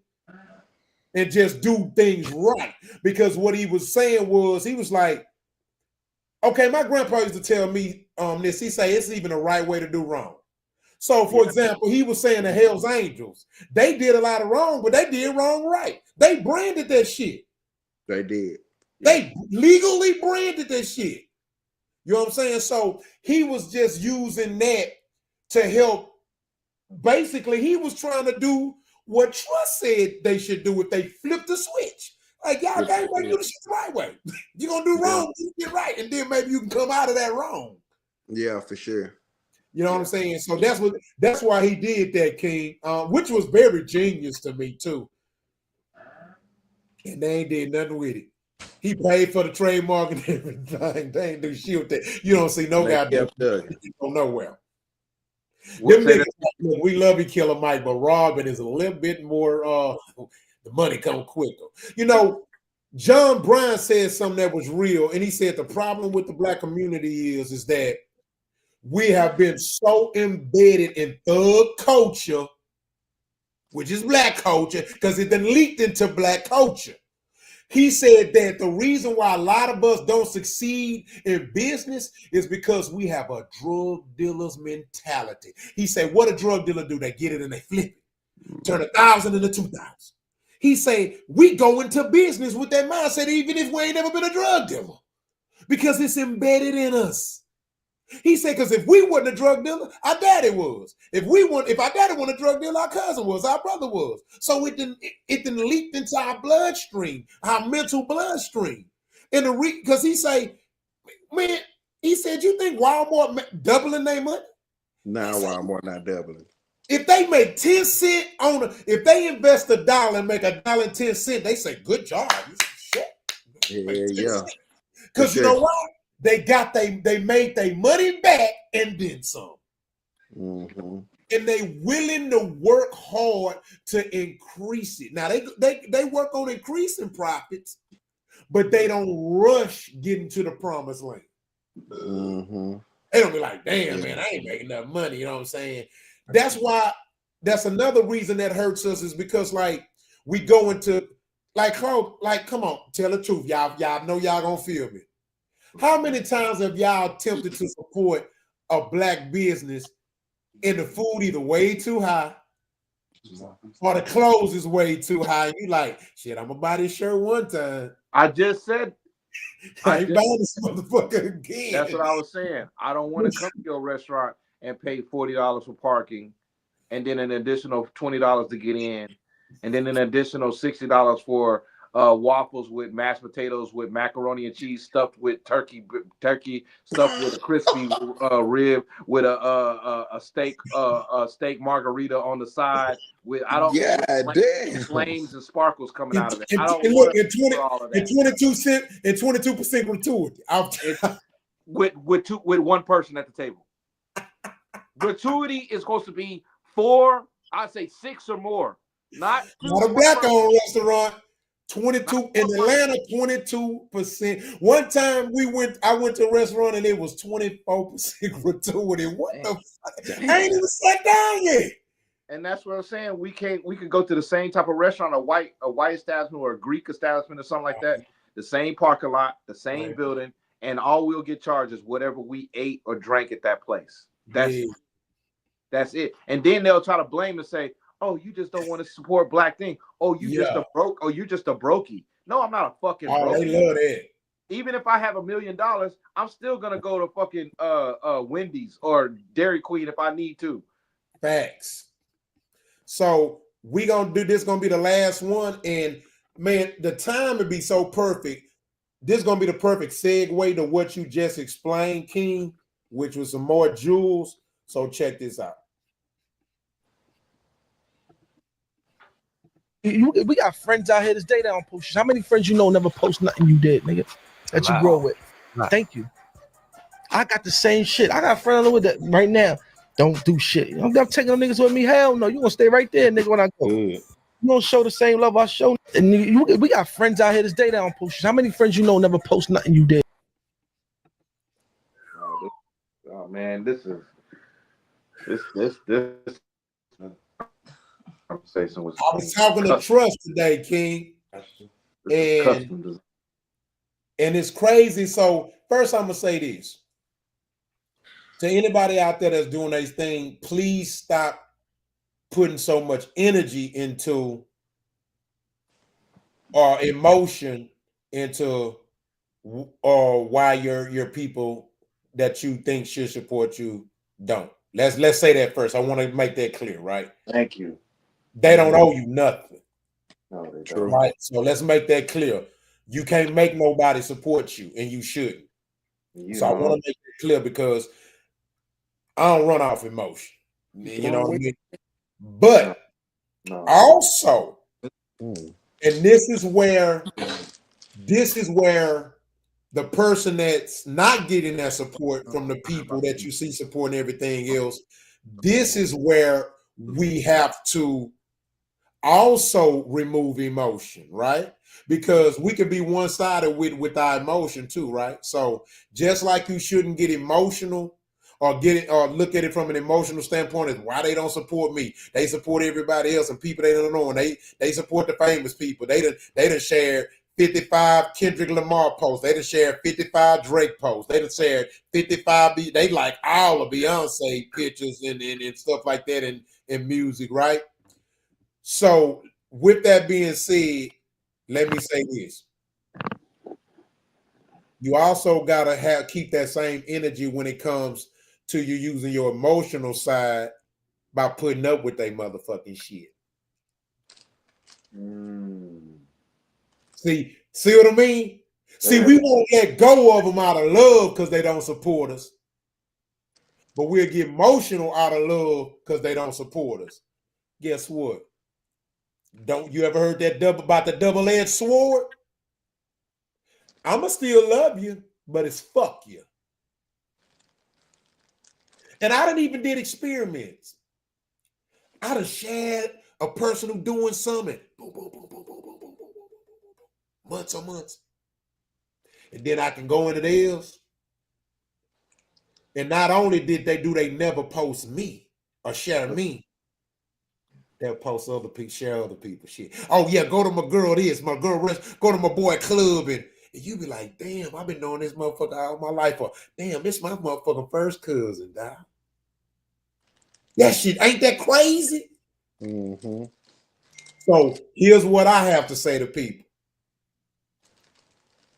Stop supporting motherfuckers that don't support you. Stop supporting their ass. You don't owe them nothing either. You don't. You owe your supporters. You owe your supporters. You owe your supporters. That's it. You don't owe them nothing either. And you want to know what I was taught to? Post a lot. I do it all the time. Post a lot because you want to know why? It's gonna be people who see your stuff so much. I'm like, I'm tired of looking at this nigga shit. Mm-hmm. That's what you want. You want that. You want that. Because remember I told you trust? Remember I told you how I found out how the algorithm work on social media? Mm-hmm. Okay. Remember I told you what knocks you down to the bottom of the algorithm is that when the social media, they look at the people that's following you. And if they see that a lot of these people that's following you are not following you, they mindset is shit. The motherfuckers that follow, the people that's supposed to be his friends don't follow him. I ain't gonna push this shit up in the algorithm. Hell, the people he friends with don't support him. Mm-hmm. Yep. So it's best to get rid of the loose ends. Because if you just have 100 followers, but them the people that truly support you, you're gonna go up in the algorithm. I say this shit is mind-blowing. I didn't know. Fucked me up. So guess what? Man, weed out y'all motherfuckers. And you know what blows my mind too? Man, this how you know when motherfuckers begging. Psychologically. Man, I done seen people they have like they following 10,000 people, but only got 2,000 followers. Nigga, what is you doing? Yeah, I be seeing that shit. That's weird. That's weird. Because they buying shit. They buying bots. They're consumers. No. I'm talking about they will be following 10,000 people, but only 2,000 following them. Oh. Yeah. Man, you got me effed up. I wish I would be following that many people, and I ain't got but 2,000. Shit, y'all better go look at my Instagram profile. I got twice as many followers I am following, motherfucker. I'm old school. I only follow people I know. I don't follow no famous people, none of that type shit. I don't give a fuck what you're doing. I don't give a damn. If I don't know you, I ain't following you. That's you want to touch on this trust song? Because I definitely want to touch on this. Go ahead. Yeah, I'm with Rock on the same thing. It's like, saying you support your supporters. Your support. You do have a core supporter. Like every time you post, there's usually like 3 or 4 people that's gonna come over there and like it, put a comment, maybe share it, something like that. I focus on them. It took me a long time to get that comfortable feeling about it because it's easy to get into your emotional and stuff like that. Yeah. And me, being in this film world, because I'm gonna speak on some stuff that's probably gonna sting a few people because if they read between the lines, because I ain't gonna say no names though. But I'm a filmmaker and I have produced a very high value product that is already in the market that people in the UK, Japan, America can watch. And a lot of the way that I approached it was this is a pilot, and I wanted to basically showcase the talent that's around me and the resources that are around me. And a lot of those talents this is probably some of their first projects. Some of this is their first project, and put them on lead positions or put them in positions where they had a lot of camera time. Yeah. And some of them, and the reason why I know this information, because they shared it with me in an endearment way. Like, man, bro, this is my first situation. I appreciate it. I'm always going to be dedicated to this, da, da, da, da, da. But then these same folks, and I'm not naming no names, but because I deal with like about 60 people on this cast. Mm-hmm. And these same folks will have this craft, but they don't understand that they need to embellish themselves. They need to brag about themselves. They need to talk about the project so they can get traction. They do need to like it and share it so it can get traction. They do need to talk about it. So then I'll see these same folks go on other podcasts, or they'll go on the online magazines, and they'll have the questionnaires, and then you'll see the thumbnail of every project that they were a part of after they did the project I work on. And I won't hear a mention about the project. I won't see the thumbnail, but they took time to have the thumbnail for every other project. Now, that's not me being emotional. If I was to act on it, then I would be. But this is me being an executive analyst, because whenever you're casting a cast, a lot of times these people are casting cast because of how many fucking followers they have, how much influence they have. So for like 1,000 or more, you're probably going to get casted more than the guy that has 200. Me, I've never casted that way. I've casted because you look like and you act like and you've been through what this character that I need. And I've been researching your Instagram for 1.5 years before I contacted you. Every cast member that's been a part of my project, I researched you at least 18 months before I even contacted you. But the thing is that we as a when I say us people, we as an entertainment people, we're not really understanding the world that we're in right now, that it does take us, because back in the 50s, they didn't have the social media. So whenever you heard James Brown, it was somebody running down the street. Yo, that new James Brown album is out. Yo, you check that shit out. That nigga he over at the ballroom. He over at the El Dorado ballroom performing. We gonna be over there. We don't have to do that no more because we're in a selfie culture. The selfie culture is on the digital. So now I've been telling my homeboy, my best friend, he's an artist. I've been telling him, I was like, man, we have to embellish each other. I gotta talk about Rock. I gotta tell people that at my mama's house is something new. I have to talk about trust and about the things that he's doing because ain't nobody else gonna come and talk about it because we're in this selfie fucking culture. We're in this selfie thing. Yeah, so it's about self. Yeah. And that's what I feel like a lot of us. I'm about to land my plane. That's what I feel like a lot of us don't take in consideration, opposed to like jumping on I'm trying to pick on you particularly because you're not liking my stuff. But at the same time, you know who's liking your shit, you know who's sharing your shit, and you know who ain't sharing your shit. That's in your circle. And like with trust, everybody on my social medias that I have, I've either drank with you, or I went out somewhere with you, or we've been in a band together, or we did some sort of entertainment of some sort together. And that's why I'm not mad if on my certain social medias I have 500 followers, or I'm following 100 people, because I can talk to each and every last one of those core audiences.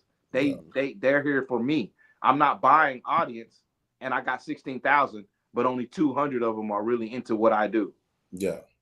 All of mine are into what I'm doing. Yeah. And so that's another like little tool I use mentally to not get sucked into that emotional end of like, oh, my family ain't liking it. Your family ain't supposed to like it. You're not here to prove nothing to your family. You're not here to prove anything to them, and you're not here to them to prove anything to you. Yeah, they don't know you're not. Yeah. And also, I want to add too. With that being said, people also make sure that you vent who's quote unquote not supporting you, right? Because, like, for example, like my brother-in-law, I shares a lot of my brother-in-law stuff, but I don't expect my brother-in-law to share my stuff. You see what I'm saying? And so I respect his brand. Sometimes it's not personal, it's a brand thing. You know what I'm saying? My brother-in-law is a Christian rapper. So my ideas, if he shares some of my ideologies, it can mess with his brand. No, I don't want my brother brand to hurt. You know what I'm saying? That's how he get paid. So people out there, make sure you vent who you think or feel is not supporting you, and just know it's not that they're not supporting you, because again, trust, that we family, trust, no, they one of my biggest supporters. You know what I'm saying? Right or wrong, trust? Yeah. Who usually in the studio when I'm making music? Yeah, he do all he can. He do all he can. Yeah, he there. Boom. You know what I'm saying? So we also want to look at that too, like, you know, just adding to what you're saying, King, like people got to be able to separate the emotion. It got to make sense. You know what I'm saying? And also, don't be afraid to unfollow motherfucker. I don't give I love it. That's one of my pastimes. And it don't even have to be nothing personal. It's just, you're not supporting me. I expect you to support me. I've asked you to support me, and you don't, and I support what you got, so I'm unfollowing you. I'm And if that person ever asks, I'm gonna say, shit, you don't support me. But of course, they're never gonna ask. But yeah, I'm gonna say this clearly. I love seeing you in the suggested friends lane, and you used to be a friend. I love seeing that shit. Damn, I love it. Yeah, straight up. You know what I'm saying? That shit turned me on. Like, for example, one of the persons I've known them a long time, right? And I reached out to him and let him know, hey man, let me know when you want me to, you know, help with some skits. And I said, it ain't even just about me being a cam. You know what I'm saying? I'll be the cameraman, whatever, just help you out. You know what I'm saying? But, you know, I let him know, you know, I act too and stuff. I done been in movies and this and that and videos and stuff like that. Shit, that nigga ain't reached out to me. Ain't reached out to me one time. So guess what? I look at this, that's his loss. Yeah. Because, but meanwhile, guess what he turn around and be doing? He's on his thing and showing, hey, I need anybody want to be in a skit. Boom, boom, boom, DM me. Yep. I got alumni. I got alumni from 2014, from 2014 to now. Yeah. I got alumni that I spent. I know I got alumni money. I spent probably about $1,500 on other people's senior film projects. I got alumni to this day that has never, ever asked me to be on a project or supported my project. liked my project, shared my project. Not a single one of my alumni, of my filmmakers, friends. Not a single. Yep. Not a single one. Yes, sir. For sure. Well, man, Mama she fussing. Oh, yeah, man, we down there took it to 12 o'clock. Mama gonna kick us up out of here, man. I'm gonna kick us out the house with this shit, man. All right, man, we out, man. I'm sneaking out another the back. episode in the works, baby. Appreciate Love y'all boys, man. Good night. Man. Bless.